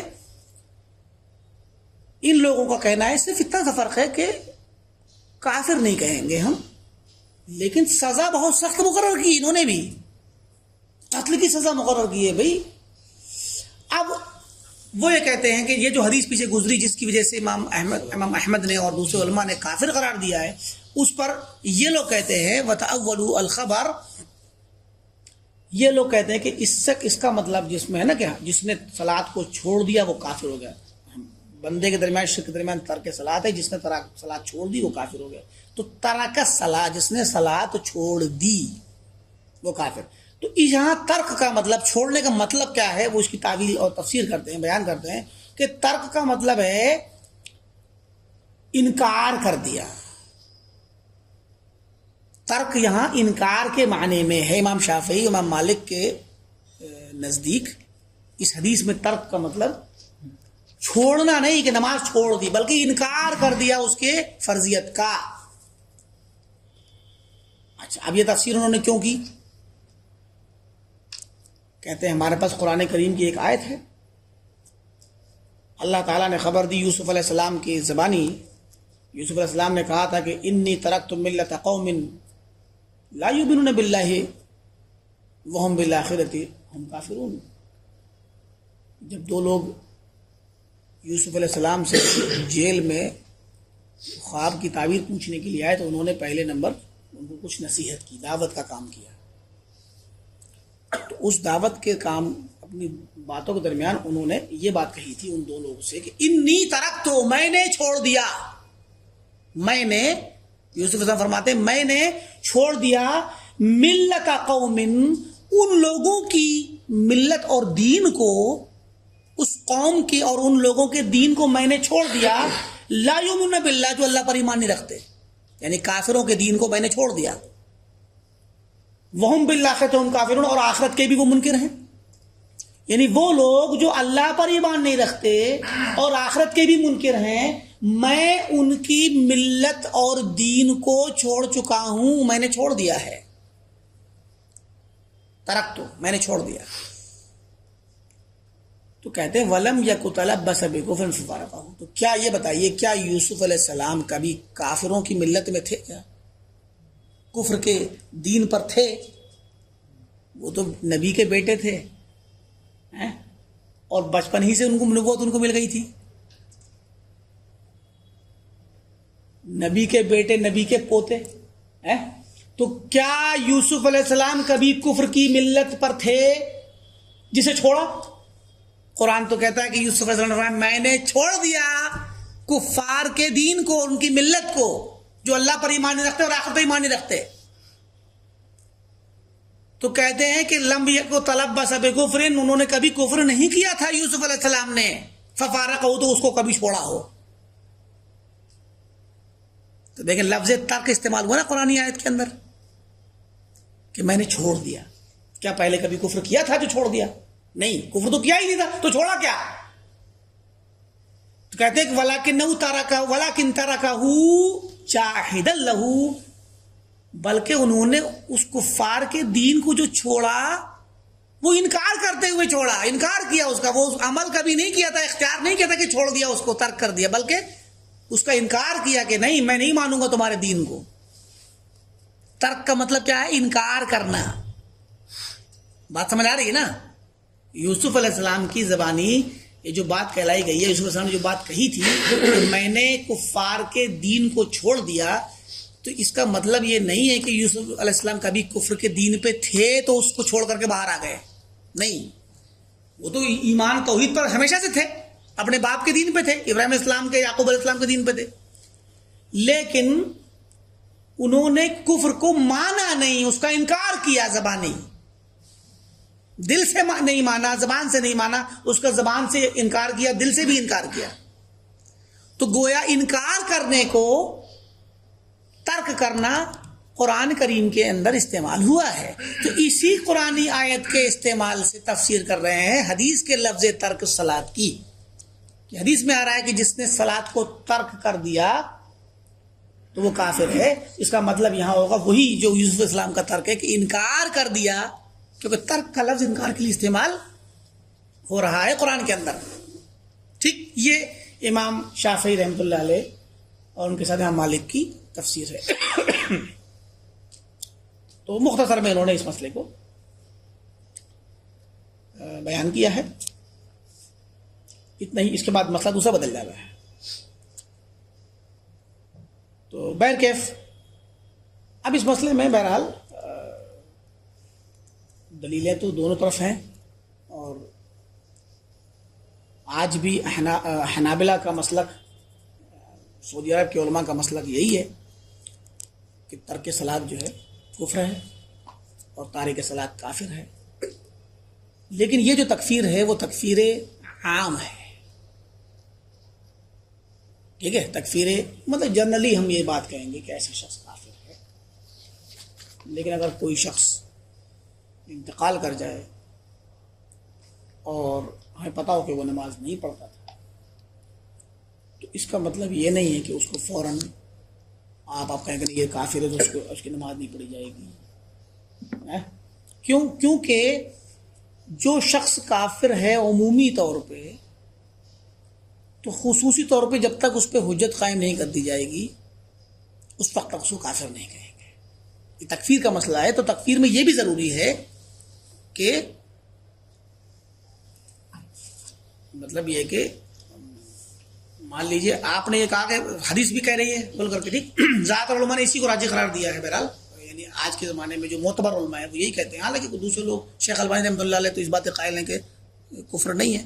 بہرکیف یہ مسئلہ اختلافی ہمیشہ سے ہے، آج بھی ہے، لیکن شریعت اسلامیہ کی منشا کو اور شریعت اسلامیہ کی پہچان کو اگر آپ دیکھیں گے تو آپ بھی یہی فیصلہ کریں گے کہ صلاۃ کا چھوڑنا کفر ہے، ٹھیک۔ اس کے باوجود کہ ہم اس بات کو مانتے ہیں، ہم بھی اسی بات کے قائل ہیں کہ ترک صلاۃ کیا ہے، کفر ہے، لیکن اس کا مطلب یہ نہیں ہوتا کہ اب جو شخص نماز نہیں پڑھتا مجھے کہ تو کافر تو کافر تو کافر، نہیں، یہ مطلب نہیں۔ ایک ہوتا ہے عمومی حکم، ایک ہوتا ہے خصوصی حکم کسی شخص پر۔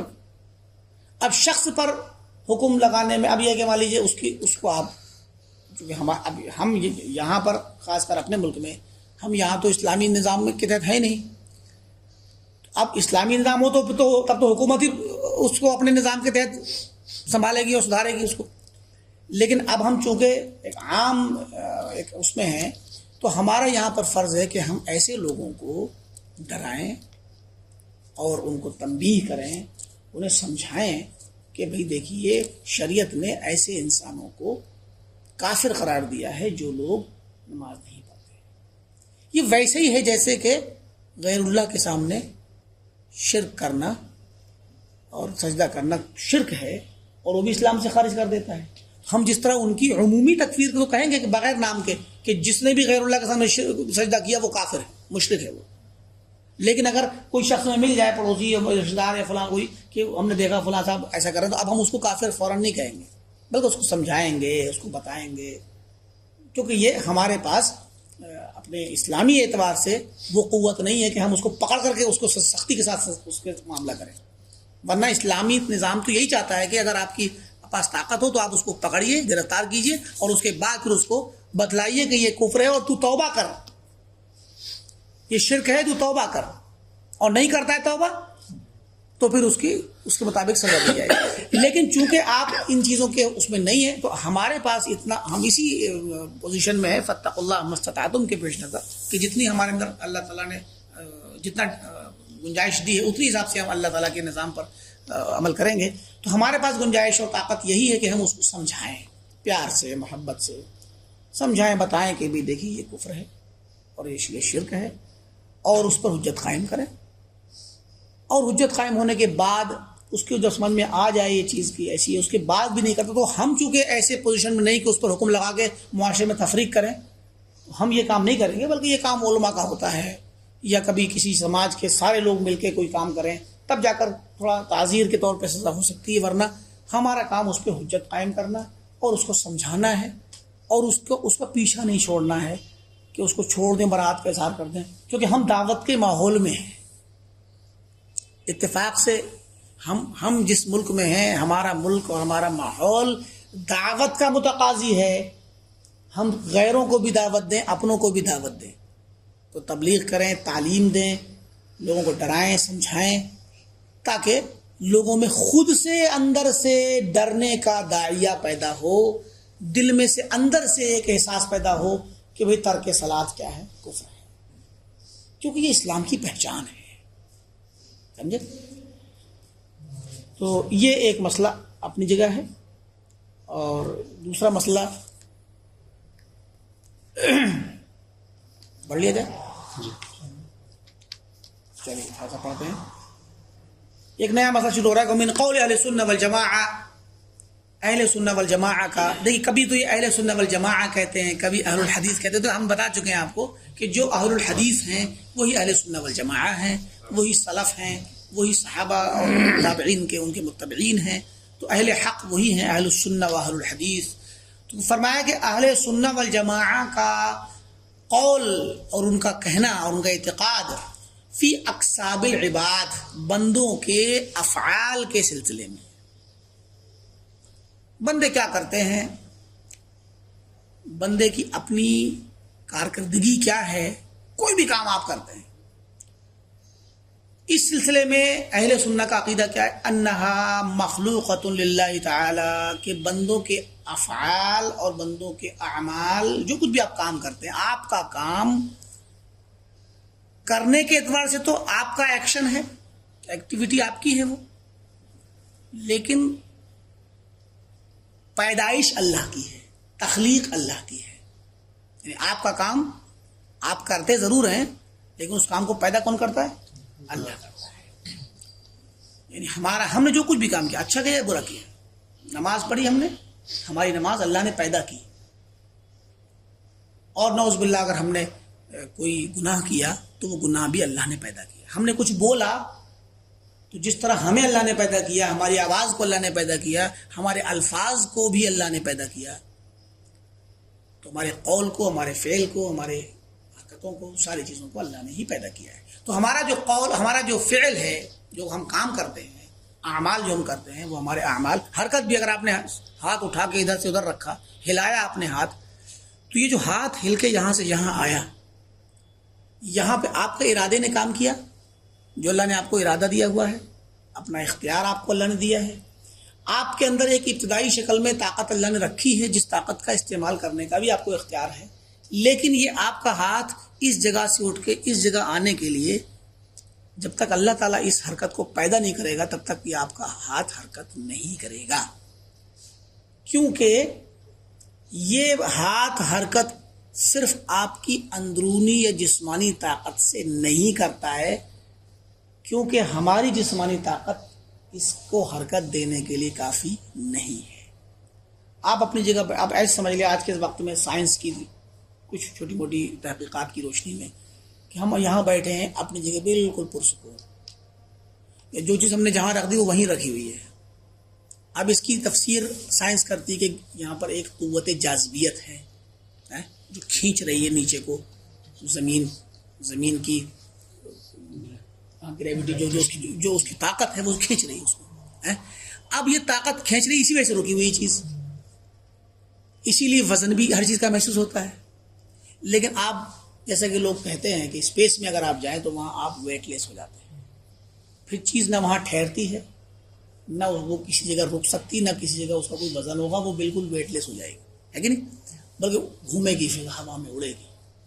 تو آپ دیکھیں، آپ سوچتے ہیں کہ میں اپنی طاقت سے یہاں بیٹھا ہوں، کوئی مجھے ہلا کے دکھائے. کوئی انسان اگر ہلائے بھی تو آپ جگڑ دیں کسی چیز سے، اپنے آپ کو روک لیں تو کوئی آپ کو ہٹا نہیں سکتا. تو کیا سمجھتے ہیں کہ آپ کی اپنی طاقت کافی ہے یہاں پر جو ہے بیٹھنے کے لیے. اب سائنس تو بتا رہی ہے کہ آپ کو زمین کی طاقت کی ضرورت ہے، چونکہ اوپر جائیں گے تو آپ پھر دکھائیے روک کے اپنے آپ کو کہیں، اب ہلکا ہی ٹچ کر دے گا تو کہاں سے کہاں پہنچیں گے آپ، ہے کہ نہیں؟ تیریں گے آپ فضا میں. تو یہی چیز ہے، ایک چھوٹی سی مثال ہے سمجھنے کے لیے کہ آپ جو کچھ بھی اعمال کرتے ہیں، ہم جو اعمال کرتے ہیں، ہمارے اندر جو اللہ نے طاقت رکھی ہے اور جو ہمیں اختیار دیا ہے، 2-3 اسباب ہیں ہمارے پاس، کچھ سوچ بھی ہے، اختیار ہے، ارادہ ہے، اور اس کے بعد پھر طاقت کا استعمال جو ہے. یہ اسباب اور یہ ذرائع کافی نہیں ہے کام کرنے کے لیے، بلکہ اللہ تعالی کی طرف سے بہت سارے اسباب اور چاہیے، مددگار اسباب، مدد، تب جا کام پورا ہوتا ہے. اب بات سمجھ میں آ رہی ہے نا؟ تو جب ہماری طاقت، ہمارے اسباب کافی نہیں ہے تو ہم یہ کیسے کہہ سکتے ہیں یہ کام ہم نے پیدا کیا؟ یہ کام حقیقت میں اللہ ہی نے پیدا کیا ہے. ٹھیک؟ تو اسی لیے اہل سنت والجماعہ کا، حالانکہ انہوں نے جس وقت یہ تفسیر کی ہے اس وقت ان کو یہ سائنس کا پتہ نہیں تھا. ہم تو یہ یہاں آپ کو تھوڑا سا سمجھ میں آ جائے اس لیے بتا رہے ہیں، ورنہ اس وجہ سے نہیں کہا اہل سنت والجماعہ نے، اہل الحدیث نے، بلکہ یہ کہا کہ بندہ اور اس کا فعل، بندہ اور اس کی حرکت اللہ کی مخلوق ہے.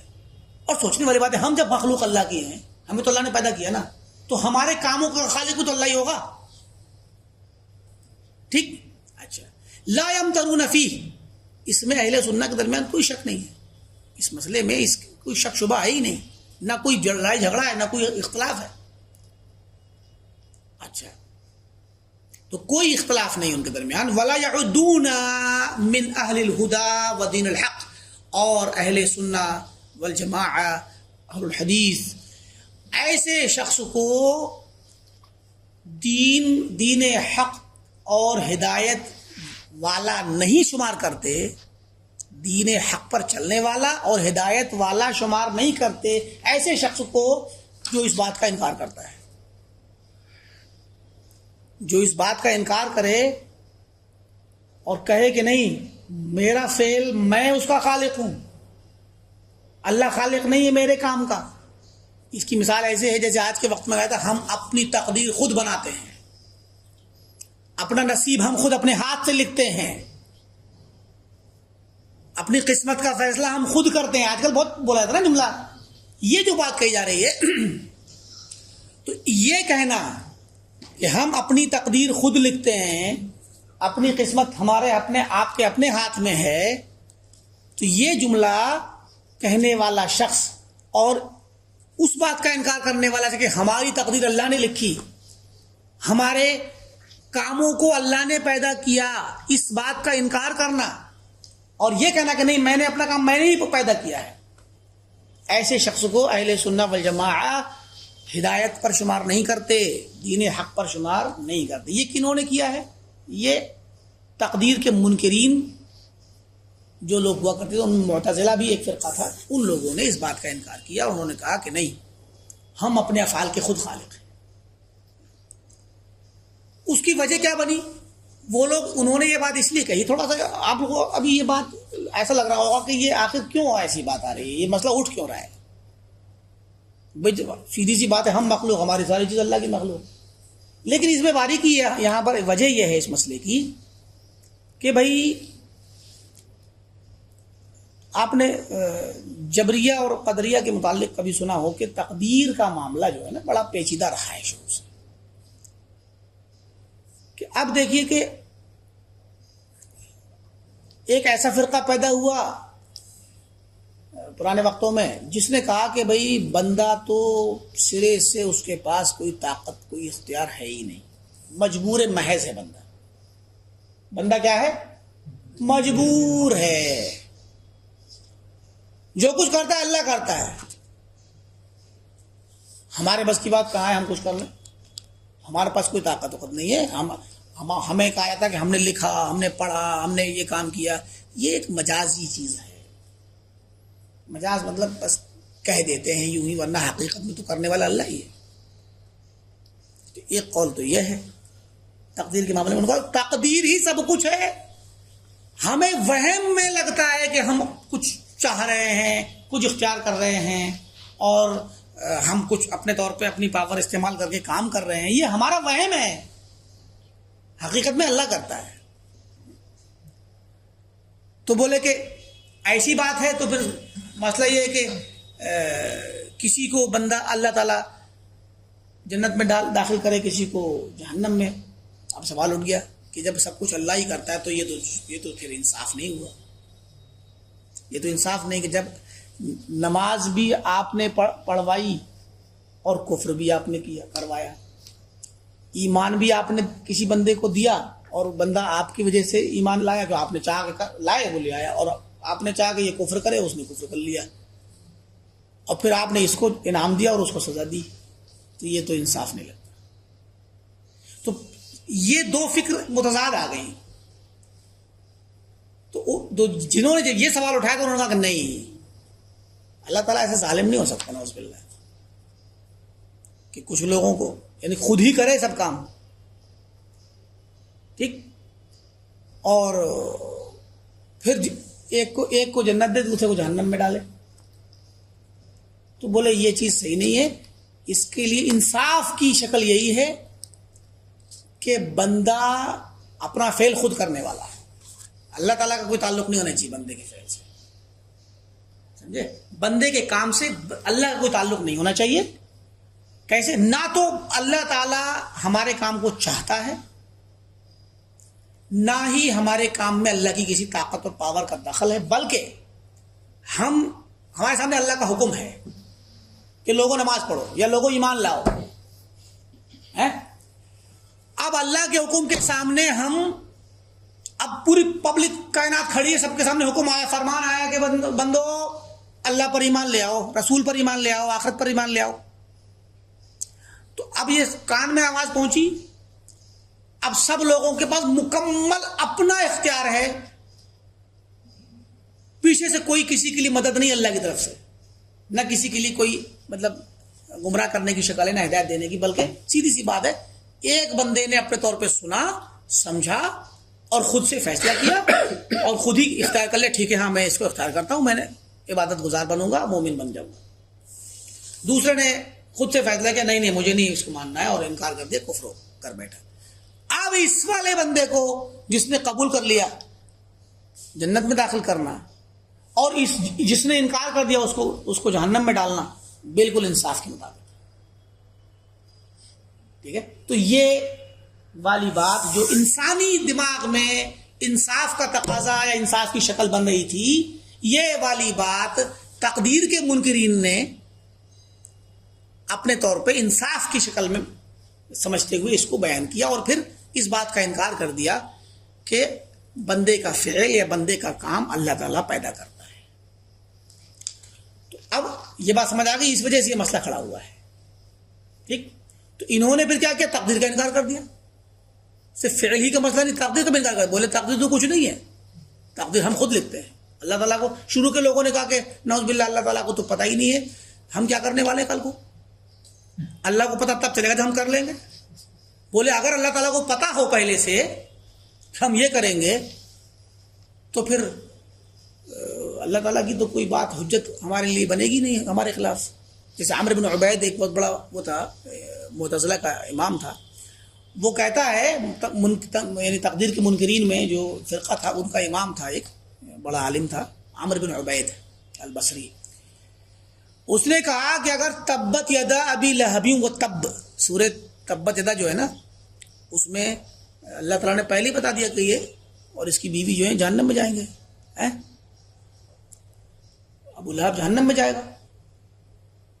تو اب جب اللہ نے، تو اب وہ کہتا ہے عمرو بن عبید کہ اگر اللہ نے یہ صورت لوح محفوظ میں پہلے سے لکھ رکھی تھی، قرآن بھی پورا کا پورا اللہ نے اپنے لوح محفوظ میں لکھ رکھا ہے جہاں پہ اللہ نے تقدیریں لکھی ہیں، ٹھیک ہے، کیونکہ قیامت تک کیا ہونا ہے سب لکھ دیا ہے، تو قرآن نازل ہونا ہے کہ نہیں ہونا ہے وہ بھی لکھا ہوا ہے. تو فرمایا، کہتا ہے عمرو بن عبید کہ اگر اللہ تعالیٰ نے تبت یدا ابی لہب و تب، جس میں ابو لہب کے جہنم میں داخل ہونے والی بات ہے، یہ والی صورت اگر اللہ نے لوح محفوظ میں پہلے ہی سے لکھ رکھی تھی ابو لہب کے پیدا ہونے سے پہلے، تو پھر ابو لہب کے پاس آ کر اللہ کے نبی صلی اللہ علیہ وسلم نے فرمایا کہ میرے چچا آپ ایمان لے آئیے، مسلمان ہو جائیے. تو یہ کون سی بات ہوئی؟ آپ پہلے سے فیصلہ کر رکھا ہے کہ وہ جہنم میں جائے گا اور آپ کہہ رہے ہو کہ ایمان لے آؤ. تو کہا کہ اللہ تعالیٰ کی کوئی حجت نہیں ہے ابن آدم پر، ابن آدم پر اللہ کی کوئی حجت نہیں ہے اگر پہلے سے لکھ رکھا ہے تو. اس طرح سے انہوں نے انکار کیا، سمجھے؟ تو تقدیر کا انکار کر دیا ان لوگوں نے، جنہوں نے اپنے افعال کے بارے میں کہا کہ ہم اپنے فعل کے خود خالق. اب دیکھیے تھوڑا سا ہم دو باتیں ہو گئی کیونکہ مسئلہ تھوڑا سا سیریس ہے یہ اور بڑا ہے، اس کو چھوڑنا بھی ہم سوچ رہے تھے دو مثالوں میں چھوڑ دیں گے. پہلی چیز یہ کہ ہمارا کام جو بھی ہے، ہم پیچھے بتا چکے مختصر میں کہ اللہ تعالیٰ نے ہمیں پیدا کیا ہے اور تو ہمارے سارے کام بھی اللہ کی مخلوق ہے. اچھا، اس پہ قرآن کی آیات بھی ہیں، دلیلیں بھی ہمارے پاس، ہم یہاں بغیر دلیلوں کے اس لیے وضاحت کریں تاکہ پہلے مسئلہ سمجھ میں آ جائے. دوسری چیز یہ ہے کہ آپ جو کہہ رہے ہیں کہ ہم اپنے فعل کے خود خالق ہیں، تو آپ اپنے کام کے خالق ہیں کس چیز کے ذریعے؟ یا اپنی تقدیر خود پیدا کرتے ہیں آپ کس چیز کے ذریعے؟ آپ کا جسم اللہ کا پیدا کیا ہوا، آپ کی روح اللہ کی پیدا کی ہوئی، جسم میں جو کھانے پینا کھاتے ہیں وہ بھی اللہ کا پیدا کیا ہوا، جو انرجی بنتی ہے خون اور ساری چیزیں وہ اللہ کی پیدا کی ہوئی، آپ کا دماغ آپ کی عقل اللہ کی بنائی ہوئی، آپ کے ہاتھ آپ کے پیر جس ہاتھ سے آپ لکھتے یا آگے بڑھتے، کمپیوٹر چلاتے ہیں یا موبائل چلاتے ہیں، زبان اللہ کی پیدا کی ہوئی، کان اللہ کے پیدا کیے ہوئے جس سے آپ بات چیت کمیونیکیٹ کرتے ہیں، اور پیر بھی اللہ کے پیدا کیے جس سے آپ چلنا پھرنا کرتے ہیں. ٹھیک، اگر آپ بزنس مین ہیں تو دکان کھولتے ہیں یا کمپنی کھولتے ہیں تو لوگوں سے مال خریدتے ہیں، وہ لوگ بھی اللہ کے پیدا کیے ہوئے ہیں، سب کچھ اللہ. آپ بتائیے کون سی ایسی چیز ہے جو آپ نے پیدا کی ہے؟ کیا بنایا آپ نے؟ اگر آپ 1 لاکھ کا سامان لے آئے دکان میں رکھا اور آپ نے بیچ کے 1.5 لاکھ کر لیے، تو اس میں کون سی ایسی چیز تھی جو آپ کی اپنی پیدا کی ہوئی تھی، جو آپ نے جس کے ذریعے اپنی تقدیر بنا لی؟ کون سی ایسی چیز تھی جو آپ کی اپنی تھی؟ سب کچھ تو اللہ کی بنائی ہوئی چیز ہے. ٹھیک ہے. اچھا، اس کے علاوہ آپ کے دل میں آپ کے دماغ میں یا دل میں جو جذبات اور خیالات آتے ہیں وہ مشین بھی تو اللہ ہی نے بنائی ہے. اچھا، اس کے علاوہ ابھی جو ہم نے مثال دی آپ کو کچھ کہ آپ کا کام زمینی جو نیچرل یا فزیکل ورلڈ ہے، اس محسوس دنیا میں بھی سارے کام آپ تنہا نہیں کر سکتے، آپ کی اپنی طاقت کافی نہیں ہے. یعنی ٹھیک ہے اللہ تعالیٰ نے آپ یہ تھوڑی دیر مان لیجیے، ٹھیک ہے اللہ نے ہم مخلوق تو اللہ کی، لیکن ہمیں اللہ نے اختیار دیا ہے، اختیار بھی دیا ہے، تو بھی آپ کا اختیار، آپ کی طاقت، آپ کی قوت، آپ کی سوچ، آپ کا فیصلہ کافی نہیں ہے جب تک کہ دوسری چیزیں نہ مل جائیں. آپ فیصلہ کر لیں میں ملینئر بنوں گا، تو کیا آپ سوچنے سے بن جائیں گے؟ کسی سے لون لیں گے یا پیسہ لیں گے یا کچھ لوگوں کو شریک اپنے پارٹنر اکٹھے کریں گے، ان کو آپ کے ساتھ متفق کرنا، رائے میں رائے باہم ایک سی ہونا اور دوستانہ طریقے سے کام آگے بڑھنا، یہ بھی اللہ کی توفیق سے ہی ہوتا ہے. وہی لوگوں کے دلوں کو اکٹھا کرتا ہے، لوگ آپ کے ساتھ مل کے کام کرتے ہیں. اتفاق کے ساتھ جب کوئی فرم چلتی ہے تبھی جا کے کامیاب ہوتی ہے، ورنہ اختلاف ہو جائے گا، ٹوٹ جائے گی. تو ان کے درمیان اتفاق برقرار رکھنا بھی اللہ ہی کا کام ہے. اور جس پروڈکٹ کو آپ لیتے ہیں، جن مشینوں کے ذریعے کام کرتے ہیں، ساری چیزوں کی اصل اللہ نے پیدا کی ہے. آپ کا ہے کیا جو آپ جس کے ذریعے دعویٰ کر رہے ہیں کہ میں اپنی قسمت خود بناتا ہوں؟ بس بھاگ دوڑ کو آپ کہہ رہے ہیں. وہ بھاگ دوڑ بھی تو اللہ ہی کی نعمتوں سے سب بھری ہوئی ہے. آپ فیصلہ کر لیں میں کل فلاں جگہ جاؤں گا اور ایک کمپنی سے ڈیل کروں گا، اللہ تعالیٰ آپ کو فوراً کسی بیماری مبتلا کر دے، سانس ہی نہ آئے آپ کو، یا آپ کو دورہ پڑ جائے، کیا کر لیں گے آپ؟ یا اس کو آگے پارٹی کو جو ہے اس طرح کا مسئلہ ہو جائے، کیا کر لیں گے آپ؟ یہ ساری چیزیں اللہ تعالیٰ آپ کے لیے مہیا کرتا ہے. آپ کو عافیت میں رکھتا ہے، صحت میں رکھتا ہے، پھر اسی صحت و عافیت کے ساتھ اتفاق سے ایک دن پہلے آپ کا جو ہے جانے سے پہلے، ڈیل پہ جانے سے پہلے آپ کے دماغ میں کوئی ایسا خلل، آپ کا حادثہ ہو جائے، دماغی توازن کھو جائے آپ کا، تو کہاں سے کریں گے کام آپ؟ تو اللہ تعالیٰ آپ کو صحت میں رکھتا ہے، سامنے والی پارٹی کو صحت میں رکھتا ہے، پھر دونوں کے ٹائم آتا ہے ملنے کا، آپس میں اتفاق پیدا کراتا ہے اللہ تعالیٰ، تب جا کے یعنی کون سی چیز ہے جو آپ کو دعویٰ کریں گے ہم نے جو ہے اپنی قسمت بنا لی خود سے؟ ایک محدود دائرے میں آپ کو اختیار دیا کہ آپ بھاگ دوڑ کیجئے، یعنی گویا اللہ کے دیے ہوئے اسباب ہی کو استعمال کرنے میں بھاگیے، اللہ کی مدد سے بھاگیے، اللہ کی مدد سے، اس کی توفیق سے بھاگ دوڑ کیجئے، اسی کے بنائی ہوئی چیزوں کو، ذرائع اور وسائل کو اختیار کیجئے، استعمال کیجئے، اور اسی کی توفیق سے پھر وہ آپ لوگوں کو آپ کے قریب لائے گا، اور پھر وہی برکت دے گا، تب آپ آگے بڑھیں گے. لہذا ہاں بلا شبہ آپ کو جو اللہ نے اختیار ایک قوت دی ہے، اس کا استعمال کرنا، اللہ سے مدد مانگنا، یا خیر جو انسان مسلمان نہیں بھی ہوتا اس کو بھی اللہ برکت دیتا ہے دنیاوی طور پہ، اس کو اسباب میں اللہ نے نظام رکھا ہے کہ برکت دیتا ہے اس کو. تو اللہ تعالیٰ کے اسباب کو اختیار کرنا آپ کا کام ہے، محنت و مشقت کے ذریعے کوشش کرنا آپ کا کام ہے، بس اس کو پیدا کرنا آپ کا کام نہیں ہے. کتنے لوگ ایسے ہوتے ہیں جو پوری محنت و مشقت سے فصل اگاتے ہیں اور آخرکار فصل تیار ہونے کے بعد اچانک تباہ ہو جاتی ہے. ابھی دیکھیے زلزلہ آ گیا، لوگوں کی جائیدادیں، زمین، بلڈنگیں اور مال اولاد سب کچھ تباہ ہو گیا، سڑک پہ آ گئے لوگ. اب یہ اگر ہر مہینے ہوتا رہے تو کیا ہوگا؟ ہر ہفتے ہوتا رہے، ایک ہفتے میں، ایک مہینے میں پوری دنیا ختم ہو جائے گی. اللہ تعالیٰ نے یہ ٹھہرایا ہوا ہے کہ ایک دن تک کے لیے، قیامت تک نظام چلانا ہے اس کو. تو انسان یہ کہے کہ میں اپنی قسمت بناتا ہوں، ٹھیک ہے تم نے بلڈنگ کھڑی کر لی 20 منزلہ 50 منزلہ، لیکن زلزلے میں گر گئی، پھر کیا ہوگا؟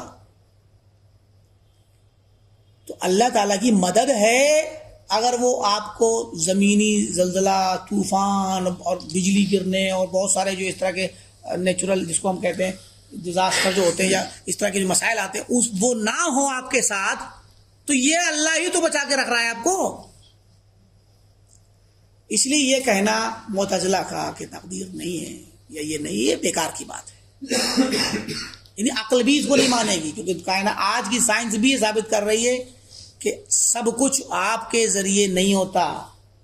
زمین کی پاور ہے یا فضا ہے، اس فضا میں اللہ نے کچھ اس طرح کی خصوصیات رکھی ہیں کہ جس میں آپ یہاں لائف یا حیات برقرار رہ سکتی ہے. ورنہ کتنے سیارے آج دریافت کر لیے گئے، وہاں پر زندگی گزارنے کے اسباب نہیں ہیں.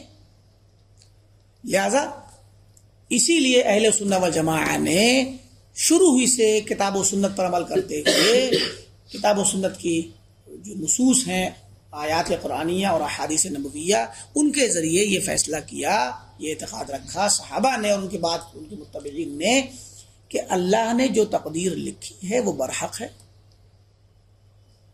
اور ہمارے افعال کو، ہمارے کاموں کو اللہ تعالیٰ نے ہی پیدا کیا ہے.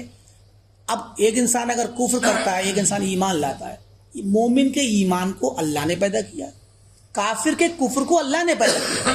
اللہ کے پیدا کرنے سے سزا اور ثواب مرتب نہیں ہوتے. ایمان پیدا کرنے سے، آپ ایمان لائے، اللہ نے آپ کا ایمان پیدا کیا، اللہ کے پیدا کرنے سے آپ کو ثواب نہیں ملے گا، بلکہ آپ نے ایمان کی جو کوشش کی اس سے ثواب ملے گا.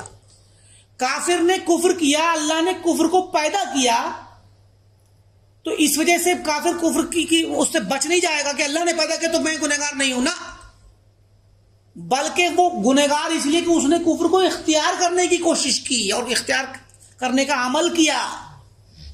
آپ نے ایمان لانے والا عمل کیا تو آپ کا جو اختیار تھا، پاور تھی کہ آپ چاہیں تو کفر کریں، چاہے تو ایمان لائیں.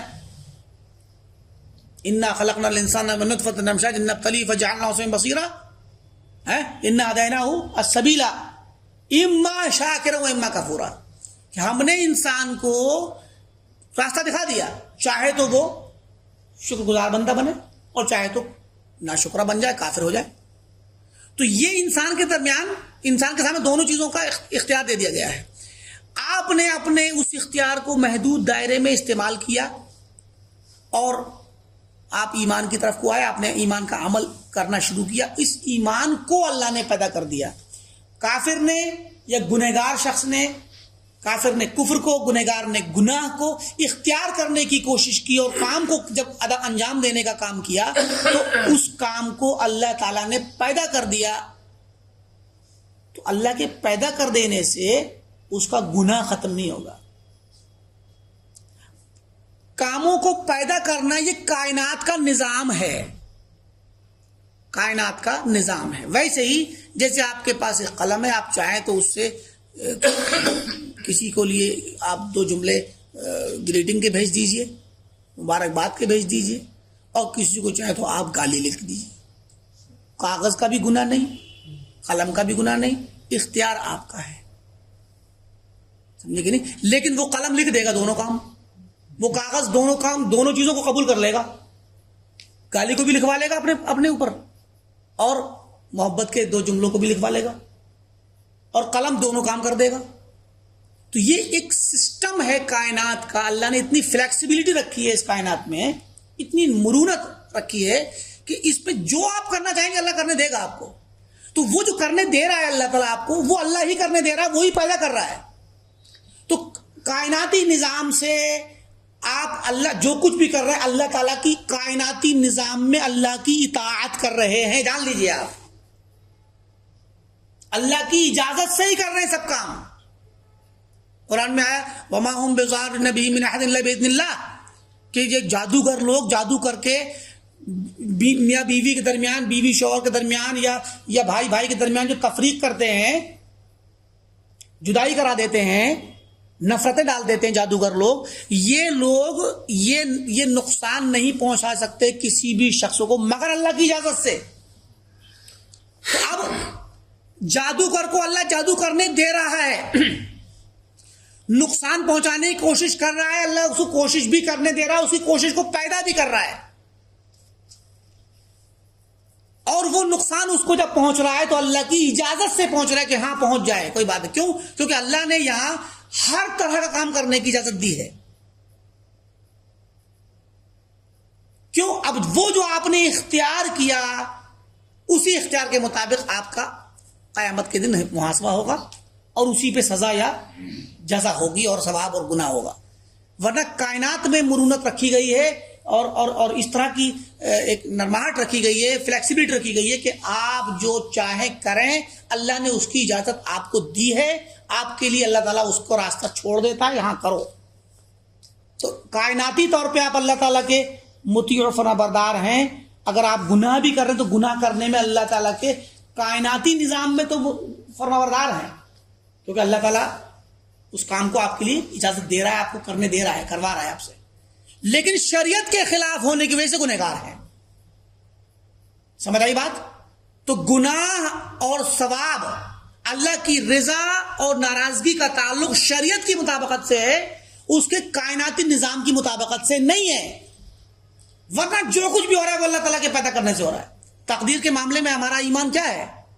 تقدیر کے چار پلر کہہ لیے، 4 مرتبے ہیں. سب سے پہلا مرتبہ اللہ کا علم. پوری کائنات کو بنانے سے پہلے ہی اللہ تعالیٰ ساری کائنات کی ذرے ذرے تفصیلات سے واقف تھا. اس کے علم میں ساری چیز تھی، چھوٹی سے چھوٹی، بڑی سے بڑی، سب تفصیلات. ٹھیک؟ علم ما کان و ما یکون، سب کچھ اللہ تعالیٰ کے علم میں ہے، تھا بھی اور ہے. جو چیز ہو چکی اس کا بھی علم ہے اللہ کو پہلے سے تھا, جو ہو رہی ہے اس کا بھی علم ہے, اور جو ہوگی اس کا بھی علم ہے, اور جو چیز نہیں ہوئی اس کا بھی علم ہے کہ اگر ہوتی تو کیسے ہوتی, اور نہیں ہوئی تو کیوں نہیں ہوئی. سمجھ آ گئی بات؟ تو اللہ تعالیٰ کا علم ہر چیز کو محیط ہے. اسی علم کو اللہ نے کتابت کی شکل دی, ریٹن رائٹ ڈاؤن کرایا, اور قلم کے ذریعے لکھوایا لوح محفوظ میں. قلم سے کہا لکھو. تو جو کچھ اللہ جانتا تھا کائنات کے لیے, اللہ نے اپنے سارے علم کو نہیں لکھا. ہماری جو کائنات جو اللہ نے قیامت تک کے لیے بنائی ہے, اس کائنات کے لیے انسانوں اور جنوں اور ان سب ملا کر کے جو زمین پر زندگی ہے, اور جو ہم جہاں اللہ نے زندگی رکھی قیامت تک جن کو اللہ نے رکھا, اس کائنات کے لیے اللہ کے پاس کا جو علم تھا, ان کی تفاصیل وہ اللہ نے لکھوائیں لوح محفوظ میں. ٹھیک, ورنہ اللہ تعالیٰ کا علم کل نہیں ہے لکھا ہوا اس میں. علم کل کا تو کوئی چیز لکھی کوئی وہی نہیں ہو سکتا. اچھا, تو جو علم اللہ نے کائنات کے سلسلے میں اللہ تعالیٰ کے پاس تھا, وہ اس نے لکھ کے قلم کے ذریعے لکھوا دیا لوح محفوظ میں. تو علم اور کتابت. تیسرا اللہ تعالیٰ کی مشیت, اس کا ارادہ. ارادہ کیا مطلب؟ یعنی وہ کائنات کی تفصیلات کا جو علم تھا, جو لکھوایا تھا, تو اس میں یہ بھی تھا کہ فلاں تاریخ میں, آج کی ڈیٹ میں بھی جائیے ہاسپٹل, آپ کو بے شمار ایسے بچے ملیں گے جو آج پیدائش ہوئی ہوگی. بہت سے لوگ آج ایسے ملیں گے خبر میں کہ آج جو ہے ان کا انتقال ہو گیا. ٹھیک, تو یہ آج جو انسان پیدا ہو رہا ہے یا جو انسان آج انتقال کر رہا ہے, اللہ کے علم میں پہلے سے تھا, وہی اس نے لکھوایا تھا. تو آج کی تاریخ میں جو انسان پیدا ہو رہا ہے, اس کے پیدا ہونے کے لیے اللہ تعالیٰ کی مشیت ہوتی ہے. جب وہ چاہتا ہے کہ پیدا ہو تبھی پیدا ہوتا ہے. جب وہ چاہتا ہے کہ زندہ پیدا ہو تو زندہ پیدا ہوتا ہے, اور چاہتا ہے کہ مردہ پیدا ہو تو مردہ پیدا ہوتا ہے. جس کے لیے چاہ لیتا ہے کہ ان کے یہاں اولاد ہو, ان کے ہی یہاں اولاد ہوتی ہے, اور جتنے دنوں میں پیدا ہونے کے لیے ہوتی ہے اتنے دنوں میں پیدا ہوتی ہے. بہت سو کے الگ الگ بہت سے کیس ہو جاتے ہیں, کسی کے ابارشن ہو جاتا ہے, کسی کا مس کیریج ہو جاتا ہے, کبھی بہت سی چیزیں ہوتی ہیں. تو یہ سب اللہ تعالیٰ کی مشیت کے تحت ہے. وہ جس طرح چاہتا ہے وہ کرتا ہے. تو اسی میں ہمارے افعال بھی ہیں, ہمیں کیا کیا کرنا ہے وہ اللہ نے جانا تھا, لکھا تھا, اور وہ اس کے چاہنے کے بعد ہی ہم کرتے ہیں, چاہے ہم نیکی کریں یا برائی کریں. اللہ ہی چاہتا ہے تبھی ہم کر پاتے ہیں. سمجھ آئی بات؟ چوتھی چیز ہے اللہ کی تخلیق, کریشن, اس کی پیدا کرنا, بنانا. کہ جو چیز اللہ تعالیٰ چاہ رہا ہوتا ہے کہ میں ایسا کروں, تو پھر اس کو پیدا بھی کرتا ہے وہ. اب آپ چھوٹے بچے کی پیدائش میں تو سمجھ لیں گے اس کو آسانی سے, کہ ایک بچے کسی کے ماں باپ کے گھر کے لیے ایک جوڑے کے لیے اللہ نے چاہا کہ ان کے یہاں ایک بچہ ہو, تو وہ بچہ 9 مہینے میں پیدا ہو گیا, اور آج کے دن اس کی اللہ نے مقرر کیا تھا, آج کے دن پیدا ہو گیا وہ. یہاں تو سمجھ میں بڑا آسانی سے آ رہی ہے بات آپ کے. لیکن آج آپ یہاں درس میں بیٹھے ہیں, اللہ نے چاہا تھا کہ آج آپ درس میں آئیں, تو آپ آئے, اور ہمارے آنے کو بھی اللہ نے ہی پیدا کیا. یہاں تھوڑا معاملہ سمجھنا مشکل ہو جاتا ہے. ایک شخص شراب خانے میں گیا ہے, کوئی زنا خانے میں گیا ہے, اس کے شراب خانے میں جانے کو بھی اللہ نے ہی چاہا کہ وہ جائے. ایک شخص کفر کرنے کے لیے مندر اور یا قبرستان یا مزار پہ گیا ہے شرک کرنے, اس کے شرک کو بھی اللہ نے ہی چاہا ہے کہ شرک کرے. یہاں آ کے تھوڑی مشکل ہو جاتی ہے سمجھ. لیکن اس میں اور اس بچے کی پیدائش میں, اس کو چاہنے میں اور اس کو چاہنے میں کوئی فرق نہیں ہے, کیونکہ ساری کائنات اور کائنات میں بسنے والی مخلوقات, ان مخلوقات کی پیدائش, ان کے افعال و اعمال, ان کی حرکتیں سب اللہ کے علم میں تھی, سب اللہ نے لکھ دیا, اور سب کو اللہ نے ان کے اپنے اپنے وقت کے حساب سے ہی چاہا اور ان کو پیدا کیا. اللہ نے ہمیں بھی پیدا کیا, ہمارے کام بھی پیدا کیے. ٹھیک سمجھ میں آ گئی بات؟ اب اس میں ہمیں سزا اور گناہ یا ہمیں نیکی کا بدلہ جنت سے اور برائی کا بدلہ جہنم سے ملنے کا جو اللہ نے نظام بنایا ہے, اس کا تعلق شریعت کی مطابقت سے ہے. یہ چاہنا اور پیدا کرنا کائناتی سسٹم ہے. جیسے آپ کے پاس موبائل ہے، آپ اس کے مالک ہیں، آپ کے پاس اس میں اگر انٹرنیٹ نہ بھی ہو تو آپ کے پاس موبائل کے سسٹم کے تحت تو آپ کسی سے ٹیلی فون کریں، مطلب وائس کال کریں یا میسیجنگ کریں، ایس ایم ایس کریں آپ کسی کو، تو کال کرنا یا میسج کرنا یہ آپ کا حق ہے، کوئی آپ کو اس پہ کچھ نہیں کہے گا۔ انسانی نظام میں، سسٹم میں گورنمنٹ بھی کچھ نہیں کہے گی آپ کو، آپ کا حق ہے۔ لیکن آپ اگر اس موبائل سے کسی انسان کو گالیاں دیں گے، بلیک میل کریں گے، دھمکی دیں گے یا نقصان پہنچائیں گے، یا چاہے آواز سے یا پھر اپنے ٹیکسٹ میسج سے، تو یہ چیز کیا ہوگی؟ اب گناہ کا سبب بن جائے گی۔ ٹھیک، گناہ کا سبب بن جائے گی، کیونکہ اب یہ قانون کی مخالفت کر رہے ہیں۔ آپ کسی کو آپ قتل کی دھمکی دیں میسج کر کے یا آواز ٹیلی فون کر کے، اور کہیں کہ اتنے پیسے پہنچاؤ ورنہ قتل کر دوں گا، تو یہ اب کیا ہوا؟ اسی موبائل کے استعمال میں ایک ایسا کام ہو گیا جو ایک آپ کی اپنی چیز ہے، یہ آپ مالک ہیں اس کے، لیکن اس میں اس کے ذریعے ایک ایسا، اسی سسٹم کے ذریعے ایک ایسا کام ہوا جو کسی دوسرے قانون کی مخالفت کر رہا ہے۔ وہ قانون ہے گورنمنٹ کا، ملک کے میں امن و امان رکھنے کے لیے گورنمنٹ نے قانون بنایا ہے۔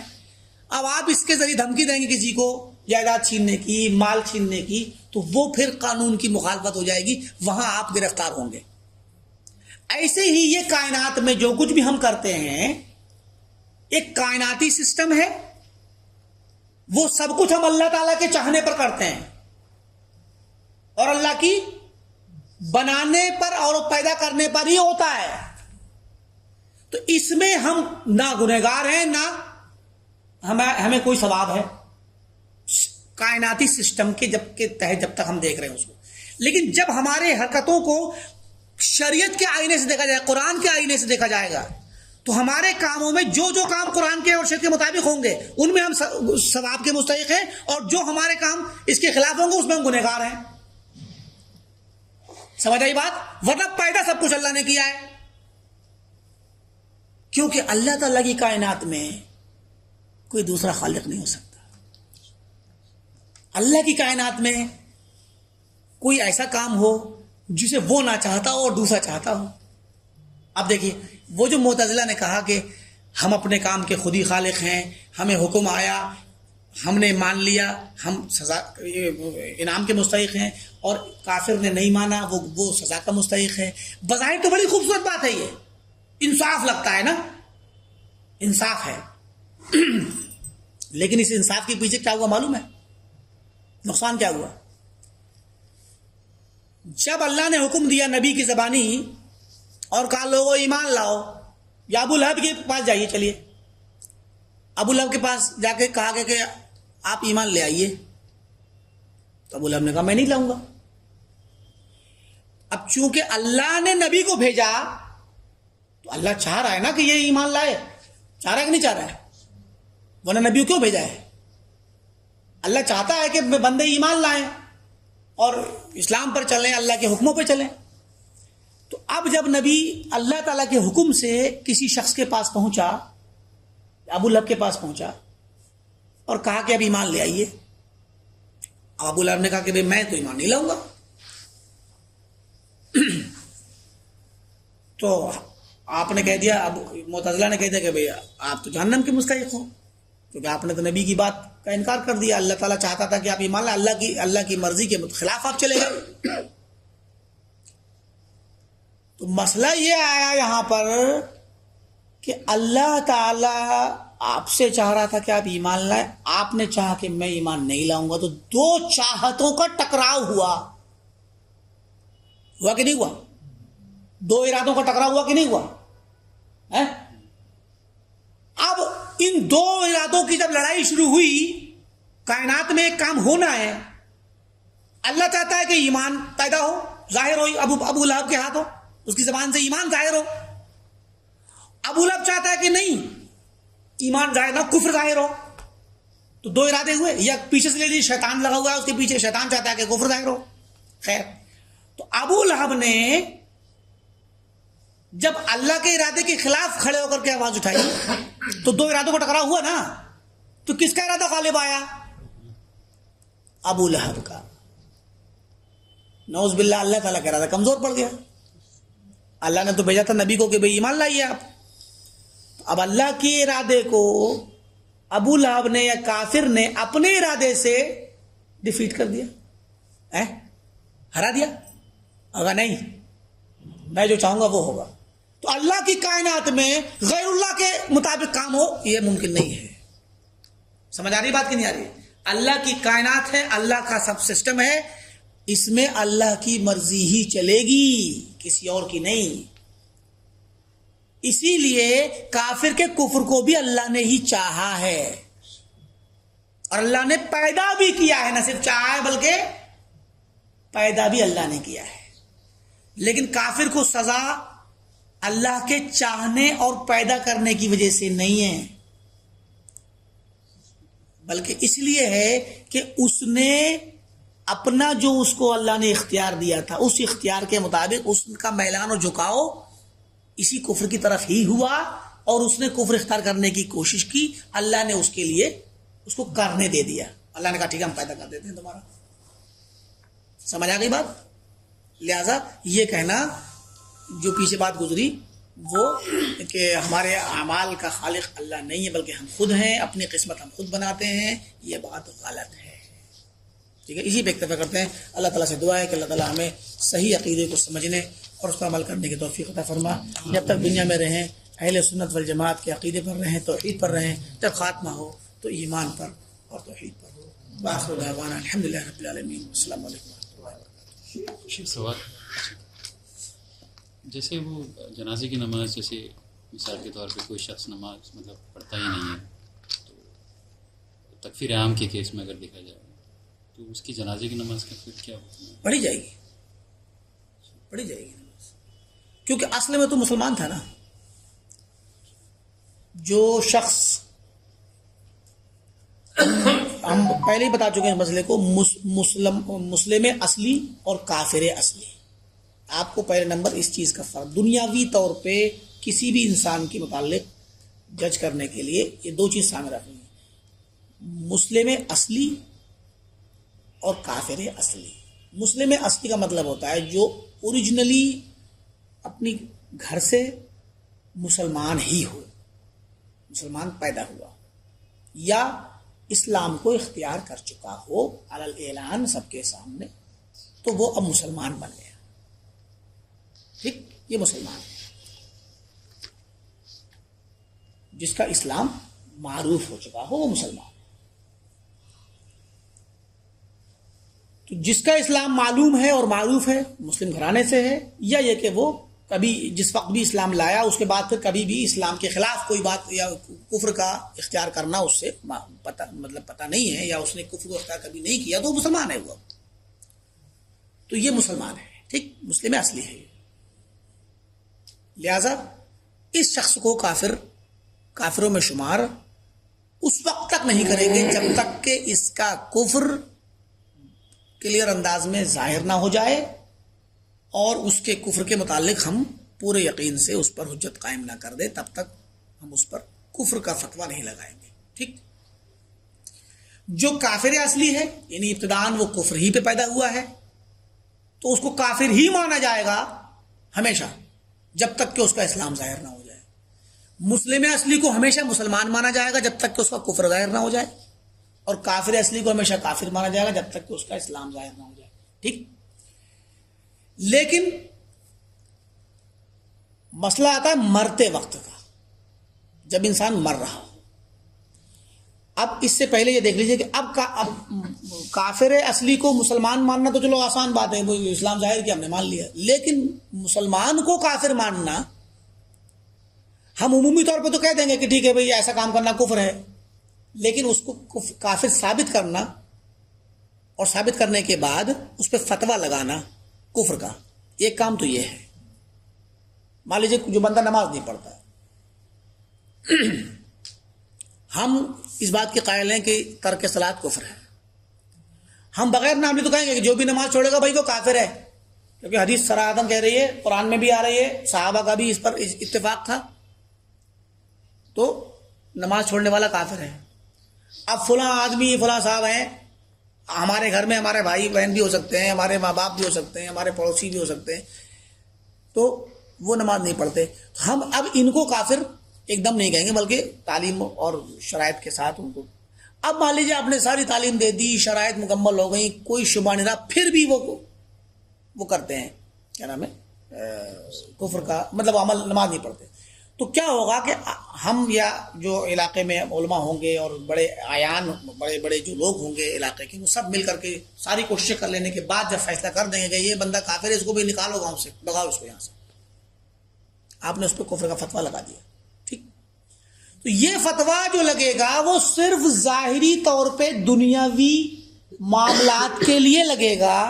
دنیا میں اب اس کو ہم کافر سمجھیں کہ مسلمان سمجھیں؟ اس کو ہم کیا سمجھیں گے؟ اس کو کافر سمجھیں گے. اب ہم نے فتویٰ لگا دیا تو جب سارے علاقے کے لوگوں نے ساری کوششیں کر لی اور وہ نہیں مانا، چاہے نماز کا مسئلہ ہو یا دوسرا مسئلہ ہو، جو بھی کفریہ کام ہے، اس کفریہ کام میں جب وہ نہیں مانا تو فتویٰ لگ جائے گا کہ وہ کافر ہو گئے. اور جو کافر اصلی ہے وہ تو کافر ہے ہی. اب مسئلہ آتا ہے مرنے کا، کیونکہ جنازے کا سوال کیا ہے نا. جب مرنے کا مسئلہ آیا تو مرنے کے وقت وہ بندہ کس چیز پہ مرا، کیا کفر پہ ہی مرا یا اسلام پہ مرا، ہمیں نہیں پتا. ٹھیک، کافر کے بارے میں ہم نہیں کہہ سکتے کہ وہ کفر پہ مرا ہے، کیونکہ اسلام کی آواز، اللہ کے وسلم کا پیغام اور اسلام کا تعارف، کلمہ توحید اور اسلام کے متعلق علم حدیث میں بھی آتا ہے، اور آج ہم دیکھ بھی رہے ہیں کہ گھر گھر میں پہنچ چکا ہے. آپ نے فرمایا کہ میرا یہ پیغام ہر گھر میں پہنچے گا، چاہے وہ مٹی کا گھر ہو یا پتھر کا گھر ہو، یعنی جنگلوں میں رہنے والے ہوں یا شہروں میں رہنے والے ہوں، سب کے گھر گھر میں یہ پیغام پہنچنا ہے. اور پھر جب کوئی شخص مجھ پر ایمان نہیں لائے گا تو وہ جہنم میں جائے گا. تو اب یہ پیغام توحید تو سب تک پہنچ چکا ہے اور پہنچتا رہے گا جو لوگ بچے ہوئے ہیں. تو ایسی صورت میں ممکن ہے کوئی بندہ مرتے وقت، مرنے سے پہلے وہ کلمہ پڑھ لے اور کسی کو پتہ نہ چلے باہر، اور وہ جو ہے پڑھ کر کے مر جائے، وہ تو اللہ ہی جانتا ہے نا. اسی لیے کسی بھی شخص کو مرنے کے بعد یہ کہنا کہ وہ کفر پہ مرا اور جہنم میں جائے گا، یہ جائز نہیں ہے. کافر اصلی کو بھی آپ اس کے نام سے جہنم کی بشارت نہیں دے سکتے. ظاہری طور پہ ہم یہ کہیں گے کافر تھا، ہم کافر کہیں گے، اس کو مسلمان نہیں کہیں گے، لیکن یہ نہیں کہہ سکتے کہ یہ کفر پہ مرا اور جہنم میں گیا. 99% اس کے متعلق یہی بات کہی جائے گی کہ یہ کافر تو تھا ہی، یا کفری پہ مرا ہوگا، بظاہر تو کوئی وہ نہیں ہے، تو جہنم ہی کا اس کے متعلق خوف ہے ہمیں کہ جہنم ہی میں جائے گا، اور ہم یہی کہیں گے کہ جو کفر مرے گا وہ جہنم میں جائے گا. لیکن اسپیشل شخص نام کے ساتھ کوئی کافر، اس کو بھی نہیں کہا جائے گا، کیونکہ اس کے خاتمے کا علم آپ کو نہیں ہے. ٹھیک، ایسے ہی مسلمان ہے، اگر اس میں کسی پہ ہم نے فتویٰ لگا دیا ہے کہ وہ کافر ہو گیا، تو اس کے متعلق بھی ہم یہ نہیں کہیں گے کہ وہ کفر ہی پہ مرا، ہو سکتا ہے وہ لوٹ آیا ہو اور اسلام پہ آ گیا ہو، لیکن چونکہ فتویٰ لگ گیا تھا تو اب اس کے متعلق ہمارا معاملہ کافروں والا ہی ہوگا، اس کو ہم مسلمان شمار نہیں کریں گے اس دنیاوی احکام میں، جو فتویٰ لگ چکا ہے. اور وہ فتویٰ ساری شرائط مکمل ہونے کے بعد، ساری حجتیں مکمل ہونے کے بعد، سارے مراحل سے گزرنے کے بعد وہ فتویٰ لگا ہے. لیکن جس کے متعلق ابھی خصوصی تربیت جس کی نہیں ہوئی ہے، جس پر آپ نے فتویٰ نہیں لگایا ہے، عام سا جنرل سا، زیادہ تر لوگوں کا تو حال ایسے ہی ہے، رہ رہے ہیں، زندگی گزار رہے ہیں، کاروبار میں زندگی گزر رہی ہے، یا کسی بھی نوکری میں، کسی بھی زندگی کے شعبے میں، اور وہ نماز نہیں پڑھتے اور ایسی گزر رہا ہے وقت، پھر انتقال کر جاتے ہیں. تو چونکہ ان پر خصوصی طور پہ حجت تمام نہیں ہوئی اور خصوصی طور پہ ان پہ فتویٰ بھی نہیں لگا، خصوصی شخص پہ، اس شخص پہ، عموماً تو فتویٰ موجود ہے یا حدیث نبوی ہی موجود ہے، تو ان کو پھر ہم عمومی طور پہ، چونکہ اصلی طور پہ مسلمان تھے تو ان کو مسلمان ہی شمار کریں گے، اور مسلمان مانتے ہوئے ان کی صلاۃ جنازہ بھی پڑھیں گے، ان کو مسلمانوں قبرستان میں دفن بھی کریں گے، اور ان کی میراث کو بانٹنا یا ان کے جو بھی مسائل ہیں میراث کے، یا جو نماز نہیں پڑھتا، اب مان لیجیے ایک باپ کا انتقال ہوا، اس کے بچوں میں 4 بچے ہیں، 4 میں 3 نماز پڑھتے، 1 نہیں پڑھتا، تو کیا آپ اس کو کافر مان کے اس کو حصہ نہیں دیں گے آپ اس میں وراثت میں؟ تو اس کو بھی حصہ دے جائے گا. جبکہ جو مرتد ہو جائے کافر ہو جائے وہ اس کو وراثت میں حصہ نہیں ملے گا. جو بندہ اس کفر کا اظہار کر دے اعلان، جیسے بعض لوگوں نے تیاگ دیا نا دین اسلام کو، تیاگی ہو گئے، تو وہ دین اسلام کو تیاگ دے کوئی انسان اور کہہ دے کہ میں جو ہے دین کو چھوڑ رہا ہوں، تو پھر وہ آدمی اپنے ماں یا اپنے باپ یا اپنے بھائی یا اپنے بہن یا اپنی بیوی یا اپنے بچوں کا وارث نہیں بنے گا. اس کو حصہ نہیں ملے گا. اس کے بھائی مر جائے، اگر اس کے بھائی کے پاس کوئی اور اولاد نہیں تھی، یا اس کے باپ انتقال کر جائیں اور اس کے پاس جائیداد، تو اس کو اس میں حصہ نہیں ملے شریعت کے مطابق. تو لیکن جس انسان نے ابھی اعلان نہیں کیا، صرف نماز نہیں پڑھتا ہے، اور ہم نے بھی اس کو جب تمام نہیں کی ہے، نہ فتویٰ لگایا اس پہ، ابھی کوئی پروسیس نہیں ہوئی اس کے متعلق، صرف اتنا ہے کہ سمجھا دیتے ہیں، تب تک اس کو بہرحال اسلام کے دائرے میں رکھیں گے. مطلب نماز اور یہ اسلامی احکام کی روشنی میں، ورنہ عمومی حکم میں وہ کافر ہے اور اس پر حجت تمام ہونی چاہیے، اس کی تربیت ہونی چاہیے، اس کے پیچھے پڑا جانا چاہیے سمجھانے کے لیے، اس کو چھوڑنا چاہیے. کیونکہ ہم تو دنیا میں تو حکم لگانے میں آج مجبور ہیں حالات کی وجہ سے، ہمارے پاس اسلامی نظام نہیں ہے، ورنہ تو اس کو جیل میں ڈالا جاتا. لیکن دنیا میں اگر ایسے حالات ہیں اور آدمی بچا ہوا ہے تو اللہ تعالیٰ کے یہاں کے لیے تو بچنے کی کوشش کرنی چاہیے اس کو، کیونکہ اللہ کے یہاں چلا گیا تو پھر وہاں معاملہ، کیونکہ حدیث میں آتا ہے نا کہ سب سے پہلا جس مسئلے میں سوال ہوگا قیامت کے دن وہ صلاۃ ہوگا.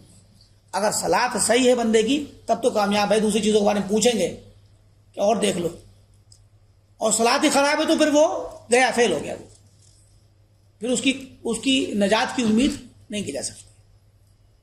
اس لیے ان چیزوں کا وہ کیا جائے گا. اسی لیے دیکھیں جو بندہ نماز نہیں پڑھتا، ہمارے فتوے میں یا ہمارے اس اعتقاد میں جو علماء کا بیان کیا اس کی روشنی میں وہ بندہ کافر ہے. لیکن یہ بات ہم جس کے بارے میں کہہ رہے ہیں وہ ایک جنرل انسان ہے، متعین شخص نہیں ہے. جیسے بھی کہا جائے انسان ناشکرا ہے، انسان عقل مند ہے، انسان نے بہت ترقی کر لی، یہ بات کہی جاتی ہے نا. کون انسان ہے جس نے ترقی کی؟ آپ نے یا میں نے؟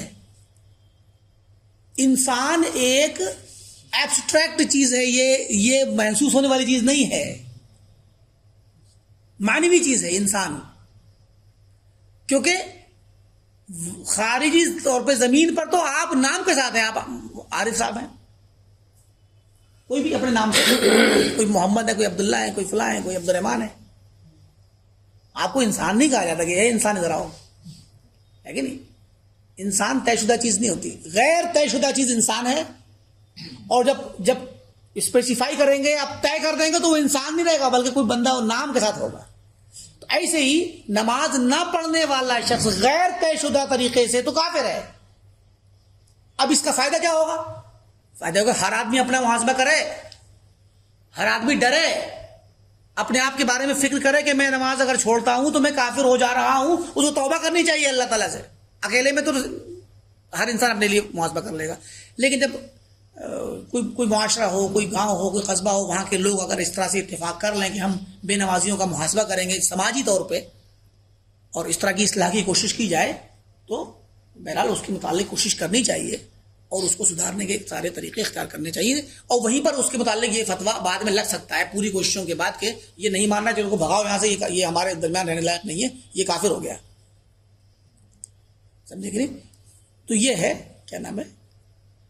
ہاں آپ کو کوئی سوال تھا؟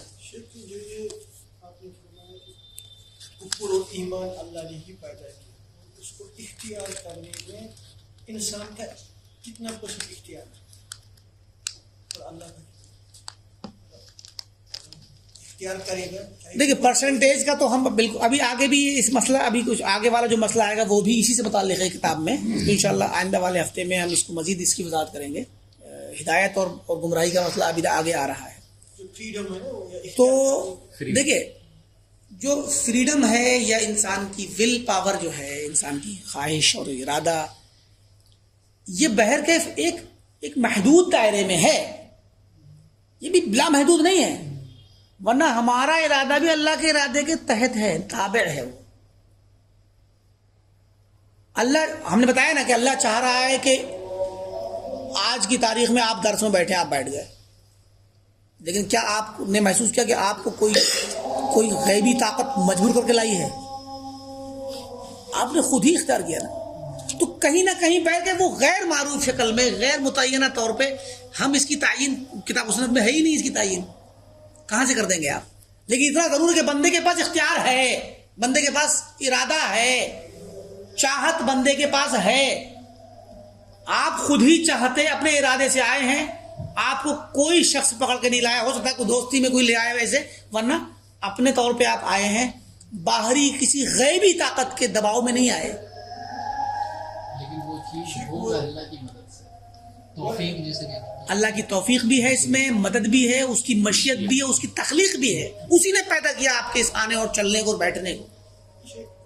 مگر آپ کا کہیں نہ کہیں جس محدود دائرے میں آپ کا اختیار تھا، آپ کی چاہت تھی، اسی پہ کی وجہ سے یہ ساری برکت ہوئی اور اسی پر یہ آپ کو ثواب ہے. ورنہ کام تو پیدا اللہ ہی کر رہا ہے.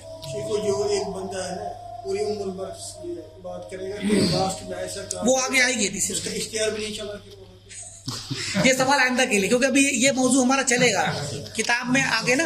یہ ابھی یہ سمجھ لیجئے خیر و شر کا مسئلہ بھی آئے گا اس میں، تو تقریباً آئندہ ہفتہ کا پورا مین وہ جو رہے گا انشاءاللہ اسی پہ رہے گا. یہاں پہ عام لوگ جمعہ میں اذان ہوتی ہے، ہاں بہت لوگ کھڑے ہوتے ہیں، پڑھ ہی نہیں رہے، کھڑا ہوتے ہیں، تو کیا وہ اس ٹائم پہ نماز پڑھ سکتے ہیں؟ کیا کیا کیا کیا جمعہ کی اذان کے دوران کوئی بندہ آ رہا ہے، بہت لوگ سینکڑوں میں کھڑا ہو جاتے ہیں پیچھے، نماز نہیں پڑھتے. اچھا اذان جب ہو رہی ہوتی ہے، جی. اچھا اچھا، کیا کریں، پڑھے یا یہ رکے؟ پھر اذان ہونے کے بعد خود شروع ہو جاتا ہے، پھر اسی وقت پڑھتے ہیں نماز، یہی مطلب ہے نا. اذان چل رہی ہے، اس ٹائم پہ ہم نماز پڑھ سکتے ہیں؟ سن لیجیے نا، بتا رہا ہوں کہ اذان ہو رہی، لوگ کھڑے ہو گئے اور اذان ہونے کے بعد پھر نماز پڑھتے ہیں 2 رکعت، تب بیٹھتے ہیں نا. یہ تو مطلب ہوا، کیونکہ ادھر خطبہ شروع ہو جاتا ہے. صحیح. تو اس میں دیکھیے ایسا ہے، اذان کا جواب دینا مستحب کام ہے.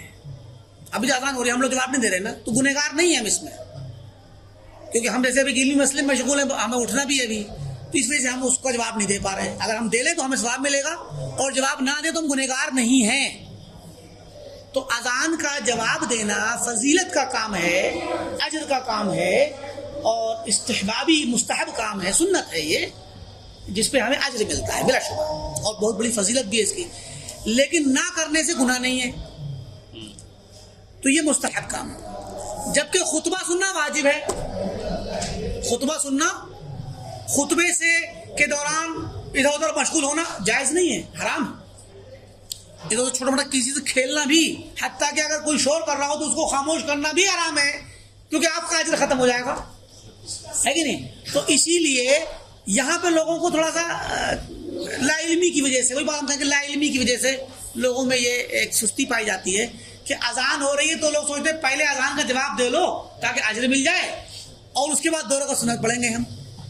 تو آپ مستحب کام کر کے اپنے فریضے میں کمی پیدا کر رہے ہیں، سمجھے کہ نہیں. اسی لیے مسجد میں جب پہنچے انسان تو پہنچتے ہی فوراً، چاہے اذان ہو رہی ہو یا نہ ہوتی ہو، بس فوراً 2 رکعت پڑھے. اب اگر آپ اتفاق سے اذان کے بعد ہی پہنچے تب تو آپ کی کوئی مسئلہ ہی نہیں، آپ کو تب بھی پڑھنا ہے. لیکن اگر آپ اذان کے وقت پہنچے ہیں تو اذان کا انتظار جواب مت دیجئے، بلکہ 2 رکعت سنت پڑھ لیجئے، تہجد مسجد پڑھ لیجئے اور بیٹھ جائیے آپ، تاکہ آپ کا خطبے کا اجر مکمل آپ کو ملے. ہاں اسی لیے خطبہ چھوڑ کر کے اذان کے ساتھ ساتھ کھڑے ہو کے جواب دینا اور بعد میں پھر ہم سنتیں پڑھیں، 2 رکعت نماز پڑھیں اور خطبے کے دوران، یہ صحیح نہیں ہے. خطبہ سننا واجب ہے، اس کو چھوڑ کر دوسرے کام میں مشغول ہونا صحیح نہیں. اگر آپ کے پاس وقت تھا تو آپ وہاں پر آپ کا اجر بھی کم ہے اور گنہگار بھی ہیں آپ. ایک تھوڑا سا ہاں آپ نے کہا کہ جیسے ذہن میں انسان کے اللہ تعالیٰ خیالات پیدا کرتا ہے، اگر اچھا خیالات آتے ہیں تو کیا اس پہ اجر ملے گا؟ برے خیالات پہ کیا اس اللہ تعالیٰ اس کو پکڑ کرے گا؟ نہیں، خیالات میں کوئی اجر اور گناہ کا کام نہیں ہے. جو تصور میں اور تخیل میں ہمارے دل میں دماغ میں جو باتیں آتی ہیں، جو خیالات آتے ہیں، اس میں گناہ اور اجر نہیں ہے، جب تک آپ زبان سے نہ بول دیں یا کام نہ کریں. ہاں تو سنیے، خیالات حدیث نفس جس کو بولتے ہیں، آپ کے دل میں کچھ آ رہا ہے، میں ایسا مطلب کچھ یہ ابتدائی طور پہ جو آپ کے ذہن میں آپ کے دل میں بات آتی ہے ابتدا بالکل ہلکی سی، اس کو کہتے ہیں حدیث نفس اور خیالات والی شکل، ٹھیک. لیکن جب وہ تھوڑا سا آگے بڑھتی ہے اور وہ ارادہ بن جاتی ہے، آپ کا ارادہ کہ میں ایسا کروں گا، تو وہاں جب نیکی کا والی بات ہوتی ہے تو وہاں سے آپ کو اجر ملنا شروع ہو جاتا ہے. سمجھے کہ نہیں؟ یعنی نیک خیال آیا، خیال آنے کے بعد ارادہ بنا. خیال میں ارادہ فرق ہے نا. ایک خیال آیا دماغ میں تو خیال آنے سے کچھ نہیں ہوتا، نہ گناہ نہ سزا نہ اجر نہ ثواب. لیکن وہ خیال ارادے کی شکل میں جب تبدیل ہوگا تو دیکھا جائے گا کہ خیال اچھا ہے، نیکی کا ہے، تو آپ کو اجر ملے گا. اور اگر گناہ کا خیال ہے تو ابھی گناہ نہیں ہوگا. برائی کا خیال ہے، کوئی کہے چلو آج کیا نام ہے شراب پئیں گے دوستوں کے ساتھ، ارادہ کر لیا شراب پئیں گے یا کل کو پئیں گے، تو اس ارادے پر دل کے ارادے پر آپ کو گناہ نہیں ہوگا جب تک کہ عمل نہ کر لیں. ٹھیک ہے. لیکن نیکی کے ارادے پہ ارادہ کرتے ہی نیکی اجر شروع ہو جائے گا. ٹھیک. پھر جب نیکی کر لیں گے عملاً تو ایک نیکی کا وہاں 10 پہ حساب سے اجر ملے گا. اور گناہ میں جب کریں گے تو ایک گناہ پہ ایک ہی اس کا جو بھی نظام ہے اس کے حساب سے ایک غلطی پہ ایک گناہ لکھا جائے گا. ہاں اگر گناہ کو آپ نے چھوڑ دیا اللہ تعالیٰ کی خاطر، ارادہ کرنے کے بعد چھوڑ دیا، تو چھوڑنے کی 2 شکلیں بنتی ہیں. یا تو آپ بھول گئے، گناہ کو بھول گئے، پھر نہیں کیا، ٹائم نکل گیا اس کا. مگر آپ کل دوست سے بات کر لی کل 4 بجے ملیں گے پب میں، اور وہاں آپ نہیں جا سکے، بھول گئے آپ، تو آپ گناہ تو نہیں کیا نا آپ نے، تو گناہ آپ کو اس پہ کوئی گناہ اور اللہ کے یہاں سزا والی چیز نہیں لکھی جائے گی. لیکن بھولے نہیں، آپ نے چھوڑ دیا، تو چھوڑنے میں بھی بہت سی شکلیں ہو سکتی ہیں. آپ نے کوئی اور کام پڑا، اس میں آپ نے کہا جانا تو وہاں تھا لیکن چلو یہ والا کام کر لیتے ہیں، تو آپ نے اس گناہ کو چھوڑا کسی دوسرے کام کی وجہ سے، تو بھی اس میں آپ کو کوئی اجر نہیں ہے. لیکن آپ نے سوچا میں جاؤں، اور پھر آپ نے یہ سوچا نہیں گناہ ہے نہیں جاؤں گا اللہ ناراض ہوگا، یہ سوچ کے چھوڑا، تو اس پہ چھوڑنے پہ اجر ہے آپ کو. ٹھیک ہے. چلیے اسی پہ